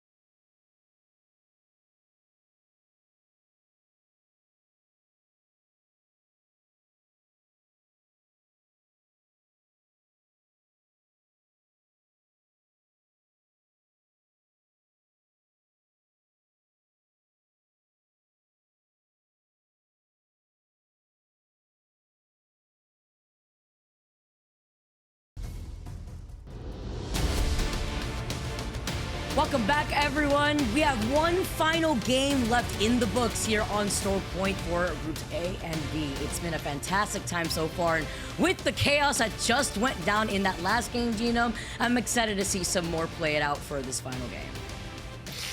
Indeed. You can see a nice spread of wins here, but ALGS and Hungary with the 2 wins definitely head and shoulders above the rest of our lobby here as A and B duke it out. Stormpoint, as you said, 1 map left to go. And look, I think they've definitely stitched up first place, Vicky, but a lot of other teams still fighting for relevance here in Split 1. Yeah, I'm thinking about E6 themselves, actually, who usually find success in this lobby, just lingering behind. Alliance, who still find themselves consistently in the top 3, top 4 conversation in these lobbies. Even bring Unlucky into this roster has just proved success for this team. I can't wait to see more of it. 2 Retro Controller, a team that has no issue taking these fights as well. Going into this final game, though, if ALGS and Hungary can secure themselves that 1 extra point, that would be big here, but they would have to win a game, or they have to have 50 more points over the second place squad right behind them. I mean, the interesting thing is Aurora have been so dominant, and E6 as well, I suppose, that not many teams have actually been able to take out a series win here in EMEA, right? I mean, Aurora have taken 3 of them. E6 have taken 2 of them. We've had Passion actually also pick up 1 so far, and that's it, right? So only 3 different teams. All different all the way around. ALGS, they have other plans here. Let's get set up for our final game in EMEA. It's been a great time to see how Season 20 has played out for a lot of these teams, but it also means a lot of things have shifted in the overall leaderboard and the standings for the teams that have been trying to test things to work into their best ability, whether they want to play on the edge of the circle or for that final circle positioning. See full English already, making their rotate around. They see where those evil shield harvesters are settled in by the wall. Someone trying to actually shoot at them while they're trying to fly in either. Yeah, unfortunately going to take the gravity cannon to get up to Zeus Station. It's one of the big drawbacks, honestly, of this POI is that a lot of ships don't get you straight there. You cannot drop into your POI. You can't even, like, all three members will drop at different places to try and make sure, your loot partying is quickly. Nope, you just got to all drop on the gravity cannon and run your way up there. Waste a little bit of time, but at least they got that ultra mega jump tower if they need it for whatever reason. Crossing some distance, especially looking at where this circle is going to be pulling to. Once you take a look at 07, who's hanging out in Cedo Station, but I know they're going to be feasting. They also are split up just temporarily right now because one of the members of 07 wants to get that survey beacon. And if you already got ahead of it, there's actually a player from LVH that tried to do something similar. Now I get to see Alliance as well, who are now going to be able to loot up for today. They've been doing fantastic thus far, getting second place, even with that big gap between themselves and Orglis and Hungary. Yeah, it's a massive gap, isn't it? A couple of teams nipping on their heels, but they're certainly not getting any higher than second here now that we're up to our round 6. Passion also, as you can see there, was at 4 points behind Alliance. Not too bad. As I mentioned, one of the only teams who managed to take out a win, so they've certainly been showing glimpses of that form today, as we've mentioned how regularly they've been finding themselves in the final circles. I've got eyes on one of them over there. Located a server Pings beacon over by Barometer. 2 rats, 1 controller. Trying to rotate into Barometer. Nobody's there too, so they're pretty safe for now, but take some shots at the Flyers, you see. Yeah, the poor Flyers. It's been a massacre. They're like since the season 20 update, I'm worried that they're going to go extinct, Vicky. During these prehistoric times, not even Jurassic Park stands anymore for these prowlers, so why not take out the Flyers with you too? Yeah, that's a good point. We're losing wildlife here over on Storm Point. Ridiculous, even for these Evo Shields charges. But any crumb counts here, as you can see why. Sleazy and the rest of Aftermath having these blue Evos. They couldn't get an armor check real quick on the other side. He got hit what looked like a massive. He's got Beast of the Hunt ready here, though. And while they do find this fight over by Mill, can only expect a third party exiting out of checkpoint may present themselves shortly.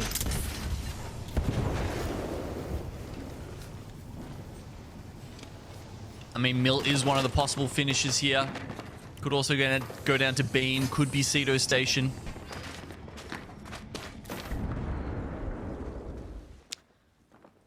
What's crazy is I'm predicting this is going to be another one of those chaotic circles. If it pulls towards the open ground by the hilltop of Cedo, there's basically nowhere to rotate to if you are one of the teams that probably will share that space in Cedo, especially considering that there's a replicator there, a ring console. You can see the teams that also may want to get the survey beacon to the south that we saw one of the members of 07 split up for. But over to the south side, see EXO trying to take this fight to Passion. Looked like they had taken an evac tower to maybe get on top of the rock that overlooks that survey beacon side, closer to Mill without putting yourself at risk. But when you do rotate there early, it could be a little risky for the amount of teams running the crypto. The EMP has been unleashed over here by Checkpoint, though, in the middle of this rotate. Full English, with Noises losing out on his shield, having to be careful and getting out of line of sight of the squad across the field. Oof. Just like they've tried to get on top of them here. Nemesis burst fire from close range, not the most reliable. Just enough to ramp up if you're at 100 for now. Gets a little wall hop here. He's trying to move and he doesn't even need it. Mine get eliminated. First squad to go out in this final game, as Noises is trying to loot up whatever he can from down below. Handy little win there from the Full English. It's also good because they've got the ring console and survey beacon inside Checkpoint. And it means a win means, you know, they can just secure that and then pop off, get the, you know, the Zone 3, Zone 4 information, depending on how long they want to stick around in Checkpoint. That's also an extra 200 per console that they could be able to secure there. Finite still on top of this high ground here. This is the open spot area If the circle does pull here and you're here early, you could get pinched from both angles. So they're just taking a look at their backs. That's the high ground rock that they saw that team fly to earlier when they called in the evac tower. I believe Passion may be there still. While ExoClan's fighting on that slight low ground closer to the armory versus LVH where the survey beacon is.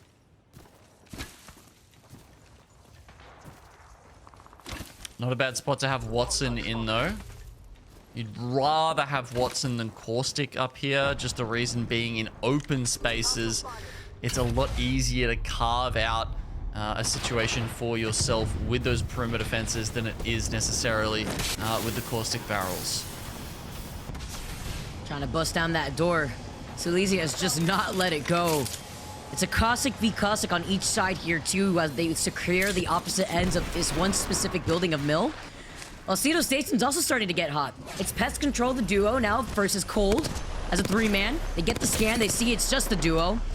Gets the crack immediately afterwards, and a nice follow-up from Urban to get the knock onto Plexes. Unfortunate here for Pest Control. They're just gonna try to play out their lives, but this is easy KP for Cold to capitalize on. As you say, pretty regulation for them. Gonna get the scan and think about following this up. Cybercat's in the vicinity as well.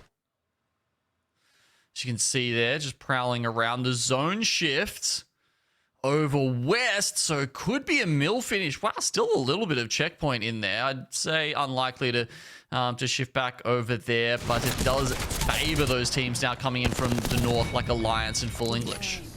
Yeah, that would definitely help them out with their rotation too if they want to play off that south building. Cold is able to get the res on as well. And it's just the last cleanup. Hey, at least he took one down before he found himself back in the lobby. Difficult situation to be in here, but Cold is going to be able to capitalize.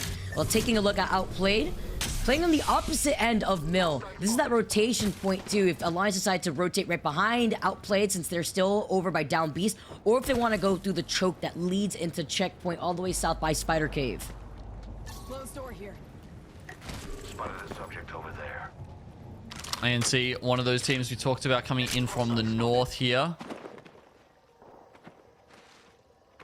Back in the middle of the map, actually. You got Auglis and Hungry sitting over there, but this is Full English, who have found Alliance over at checkpoint. Of course, there's a couple of buildings. I mean, if they want to, they can happily coexist, but the Full English may not necessarily be that calm in this situation. These are the purple Evos. It's gonna be 3v3 on both sides of purple Evos, but... See the shots of the 30-30 ringing towards Bryn. Just backing away. They're giving up that space. The Lions playing a much more aggressive comp here compared to what we'd see from Full English. Makes sense for them to just get right back into the building. But they're gonna be able to consistently put in some extra pressure if they try to approach this. And he's got the Havoc with the Gold Mag and Turbo.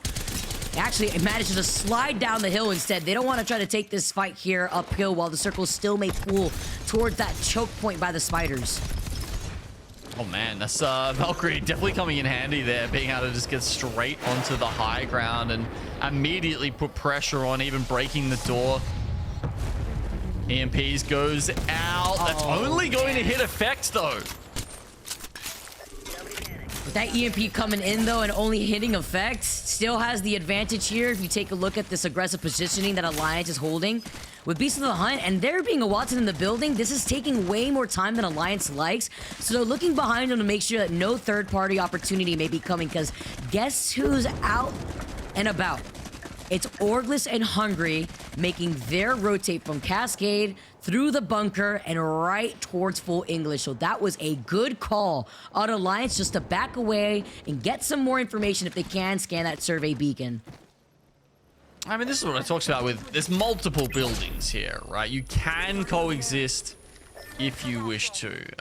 They've spotted out Full English down the bottom already, but yeah, as you say, Alliance potentially looking for some of that information further into the ring. Checkpoint with all the beacons you could possibly want as the zone shifts downward. They're pinging Alliance. Takes some shots, activates Beast of the Hunt. That's what they're talking about. And they're separated because they see the scan up above them. The smoke comes in, so is the creeping barrage. Tyler tries to get into position with the Mozambique. You'd think it's April Fool's from 2 years ago. Nope, it's just the Mozam ringing through, and they find effect first. They're running into this next circle to see if they can try to rotate around, but this was just unlucky timing from Alliance. They pulled away, and Orglis and Hungry rotated around Full English, which actually may allow Full English to go in for a third party or gatekeep Orglis if they can, or they just may settle down in those buildings and not even partake in the fight. Okay, so as you can see, the zone has shifted south here. I think that was a fantastic point, Vicky, about the survey beacon. That was, you know, it's hard to get certainty about where the team members are from an enemy team, but they knew that they were split because of that. Teams who are sitting within Mill are obviously going to be pretty good. We're going to get a bit of a crush here from the south side. There's quite a few teams down there who are playing Bean and kind of hoping that was going to be where we ended up. So ExoClan, Passion, LVH, and 40% Worse are all going to have to run uphill, and honestly, it will be an uphill battle for them to make it into this next zone. So hard on that south side, too. We're talking about running uphill on the other side of Aceto, but even closer to that armory, too. You take a look at Graceful popping off with the bow check in the feed. Gets the dirty, too, onto Alonzi. Orglis and Hungry now creep their way. It's Red Dragon meeting them on the other side by this building. Not Full English that are holding that more low ground building closer to Spider Caves. E6 are waiting on the outskirts of that fight too, so 4 squads just in that northern circle once this next circle closes in as it is right now, and where that next circle is going to be revealed for the squads that do not have that circle beacon. 40% Worse can't make it out of the Bean Armory. LVH popped the evac tower, or maybe that was a Valcolt. Nice and early. Nope, definitely an evac tower. And as they make their way into Mill, they're going to be met by 3 or 4 other teams who are still in here. Oh, no. And this is such a bad spot to hold, too. Unless you put the caustic barrels on each end of the door, prevent yourselves from getting cut. Anzo says, I do not want any business here. Has to run away after popping the Beast of the Hunt, leaving his teammate behind. And this is why running to Mill so early is crucial. You have so much space to share with multiple different teams, especially in a caustic meta that we've been seeing so far. E6 still waiting by the edge, closer to the armory now, getting involved. Full English had moved away from the building to see if they could take a fight to Orglis and Hungry to see how that goes down, because Red Dragon and E6 get in third party right afterwards. They lose it on the tap, they lose it on the lifeline, they get the knock, but they don't get the trade.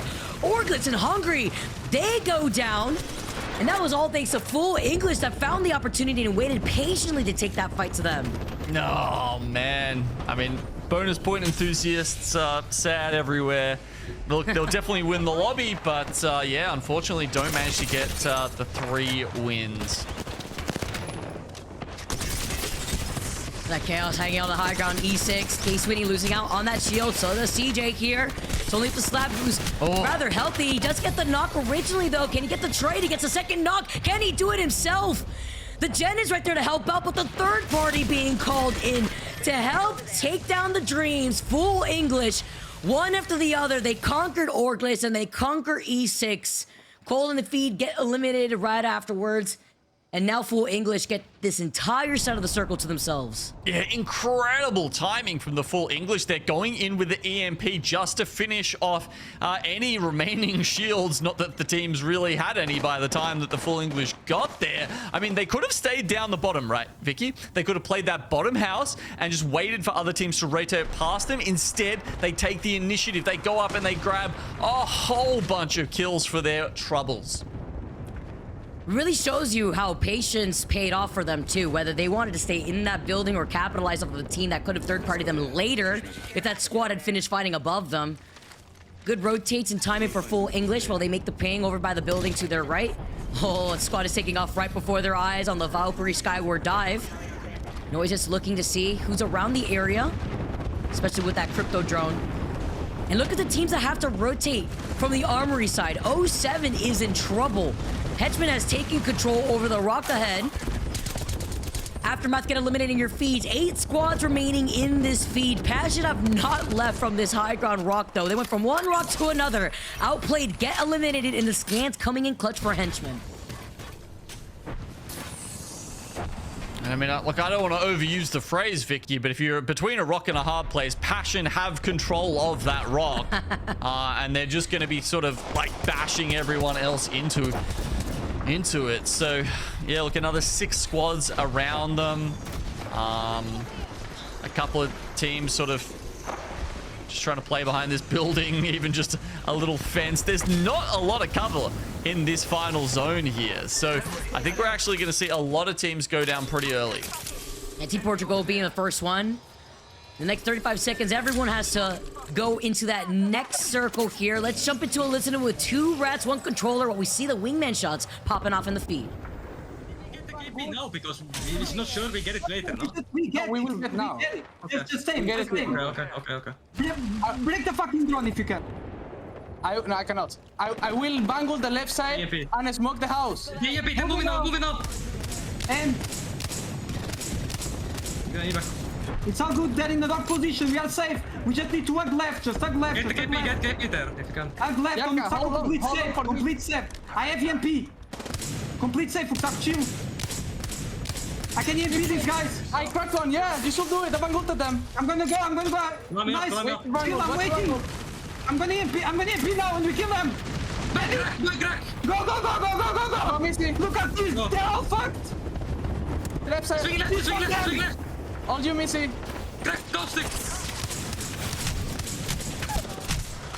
The Passion, while they try to swing on the squad right to their left, they lose out onto Iraka as forced to slide down the hill, take some cover by the rocks. Unfortunately, met their demise with a team looking at him square in the face across the field from those buildings. But look at the team on the high ground. Passion have not given up this space. They have the best spot to be in right now.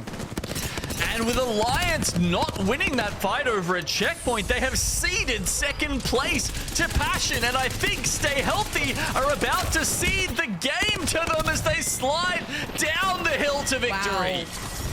So close, and they finally take it at the very end. 2 dubs for the entire day go in favor to Passion as they took game number 1 and ended up the day taking our final game number 6. Passion coming out on top after struggling a lot in the previous Pro League games, Genome, and they finally take another dub to top it all off. Yeah, I've been so impressed with Passion today, honestly. This wasn't a team that was particularly on my radar. But look, I'm here to learn about EMEA, Vicky, and certainly something I'm writing down in my notes is watch out for Passion come LAN. Man, not even the teams that are sitting in 17th in the overall regional standings could be slept on right now. Passion just coming in, said, all right, Season 20, we got this. Playing to their strengths, but specifically their positioning. This is definitely one of those teams that likes to play for end circle, as we've been seeing displayed throughout the last 5 games. Yeah, they're not a team that I'm seeing like, bulldoze, steamroll through other teams and take the positions off them. It's a team that is identifying the correct spot to play very early on and then holding it out from there. So, you need extreme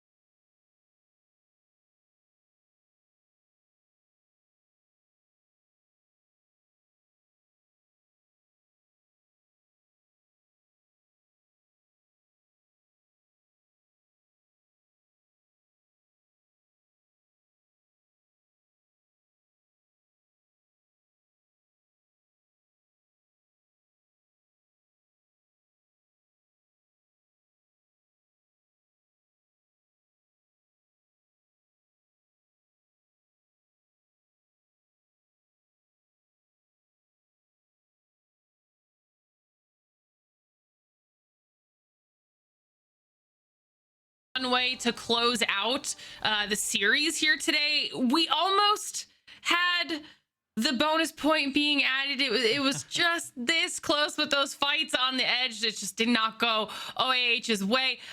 We saw some really, really strong consistency, like you guys were saying, though, out of the likes of Passion. I mean, there were teams today that needed to step up. That was kind of the story of the day. Which teams are going to start to put themselves in contention for the regional finals, even for LAN, and some of those teams really brought it to today. We'll take a look back at those final circles now for matches 4 through 6. And I think, you know, match number 4, they might not have closed it out of match number 6, but we'll get a little bit of a highlight reel here for Orglis and Hungry in match number 4, because we saw just how strongly were this entire match, whether we were catching up with them when it was on their rotates, pushing through chokes, they were just steamrolling any team that came in front of them. And when it got down to these final moments, we saw 2R1C trying to do something here with this height. They decide to drop down and see if they can make a little bit of a push, thinking that maybe this was going to work in their favor, but they forgot about the absolute wrecking ball that was OAH. I mean, they were able to at least get themselves some really good placement here and get those kills on the board. And for a second, Tyler was in a little bit of danger from the rat that was JMW, but they were able to clear him out, then own that side of the zone. And once they had all of that space cleared out, all they had to do was wait. They just had to wait for the perfect opportunity to make the push in. And the second they saw everything popping off, they make the move. Look at the spread they have around everybody else that's just clustered underneath this rock and are able to clean up match number 1. And then match number 5, things got just as spicy here, Gino.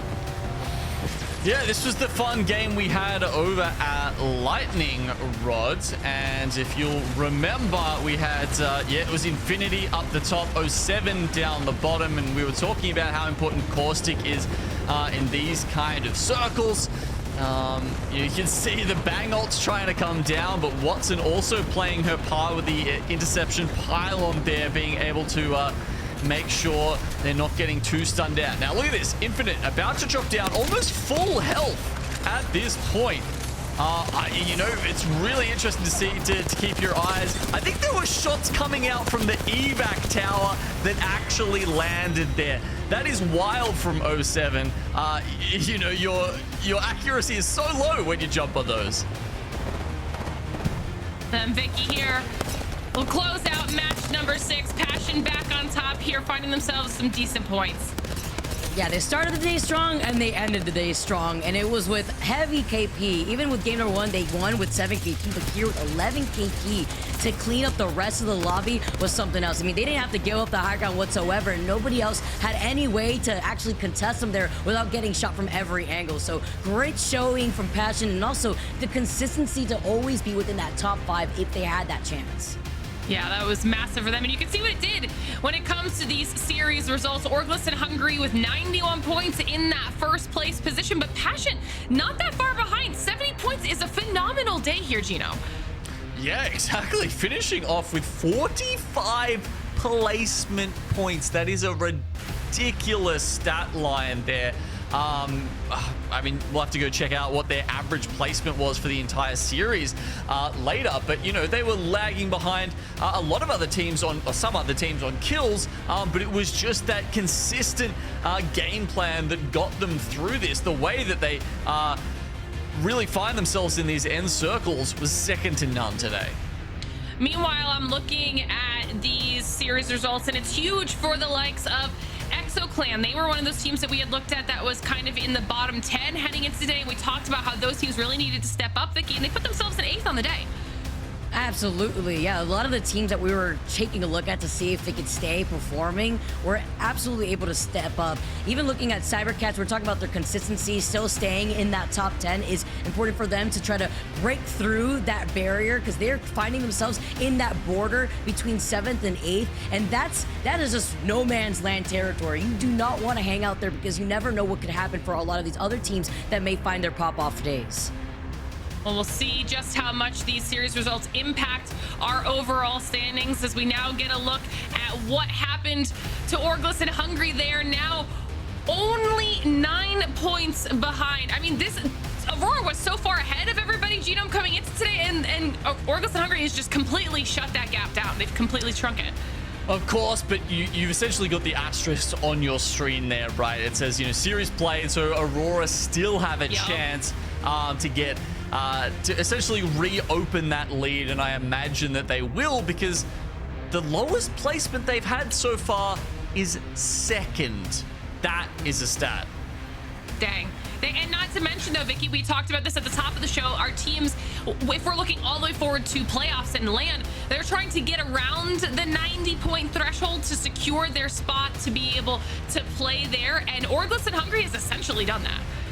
Absolutely. The magic number that you want to be in right now, so that way you could have the opportunity to either participate in that regional final or be able to find yourself at a pretty decent spot in playoffs here. So a lot of these teams just aiming to make sure that they could either stay consistent or go above and beyond for the other squads, like today, that were on the bottom end of the overall standings, now slowly crawling their way up, as you can see here. Yeah, we'll start to take a look here too. Obviously, we had talked about 50 points being that threshold for the regional finals for these squads here. Everyone around that bubble right now looking pretty good to make their way through to that next step of the competition, but still needing to kind of put in a little bit more work as we look towards 20th place and below, because remember, anyone that doesn't make it through the regional finals will be relegated down to PLQ, and then they'll have to try and fight for that last opportunity to make it through to our LAN playoffs. And we did mention Exo Clan. They have moved up a little bit after their performance here today, so maybe one more strong performance can at least put them in that bubble trying to get through to regional finals. Meanwhile, we'll have to see what the rest of these squads can do, but it is looking a little bit scary for some of them. But now it's time for us to turn our focus towards individual players, and if I'm being honest, I probably could have picked the entire squad for the MVP portion of today. I'm talking about Orglis and Hungry, and I have many reasons for why it could have been the entire squad, but at the end of the day, I had to go with Tyler. All right, there's lots to talk about for these teams, specifically the fact that while Tyler was the kill leader all day, and while he did end up with 21 kills, which is the EMEA record for this split on a single match day for individual kills, it wasn't just Tyler putting in the work. Matafe had the most assists, kinda had the most damage, which we heard Vicky mention as well when we were looking at those kill leaderboards. And as a whole, they just absolutely slayed out. We saw that they ended up with 91 points. That's also another record. They have beaten Aurora's previous split one record for most points on a day of 77 by getting 91. So it wasn't even a small margin. They absolutely smashed that record.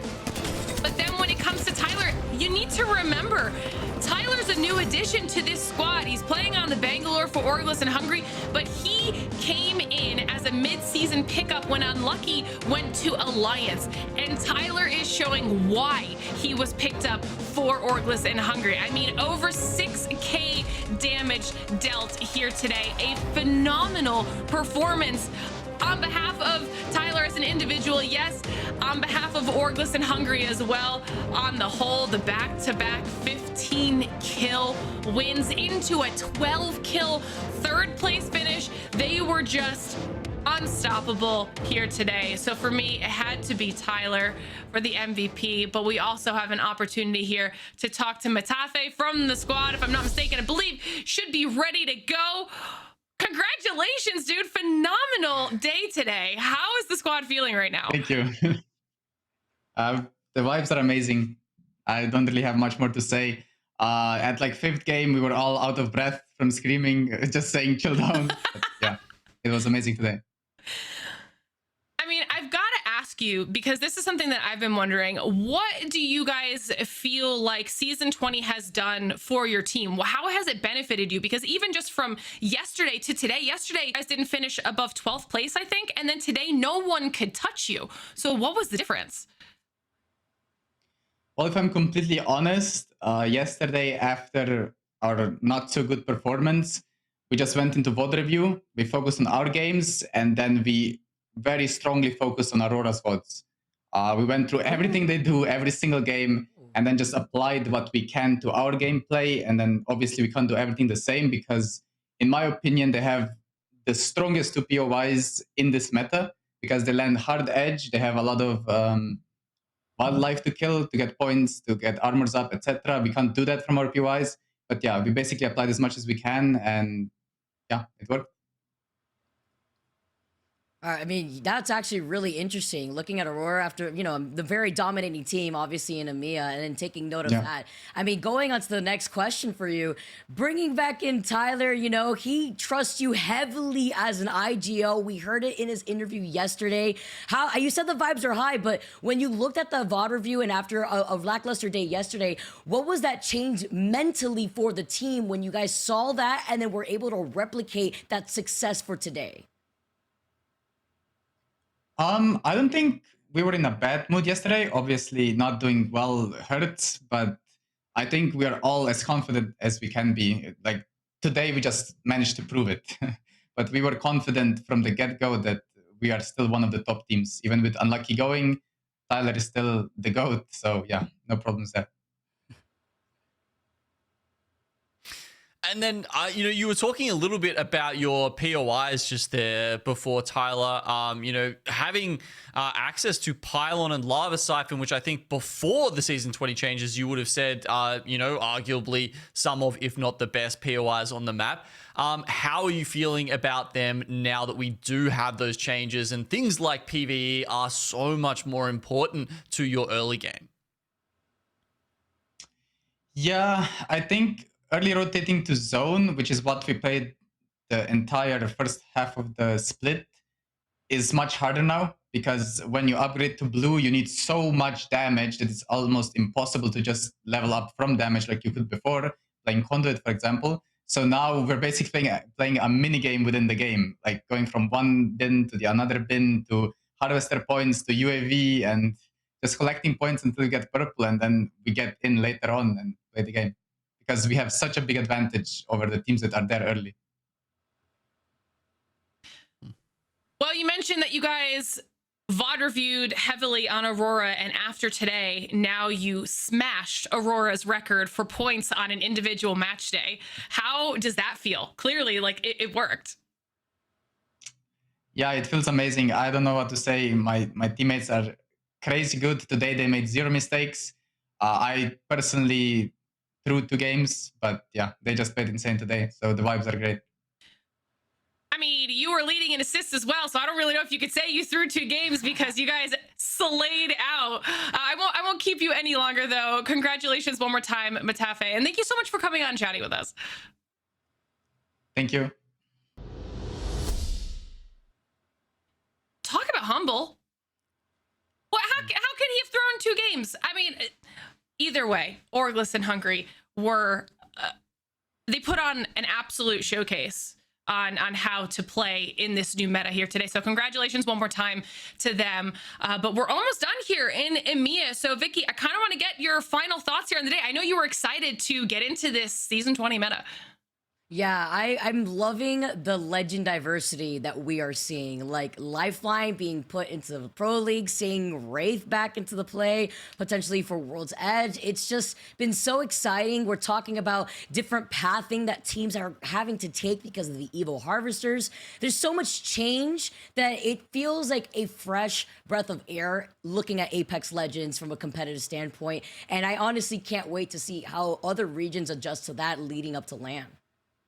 Gino, it was your first time with us. First time here on the broadcast. I mean, we still have a whole nother series to do, but how did EMEA hold up so far?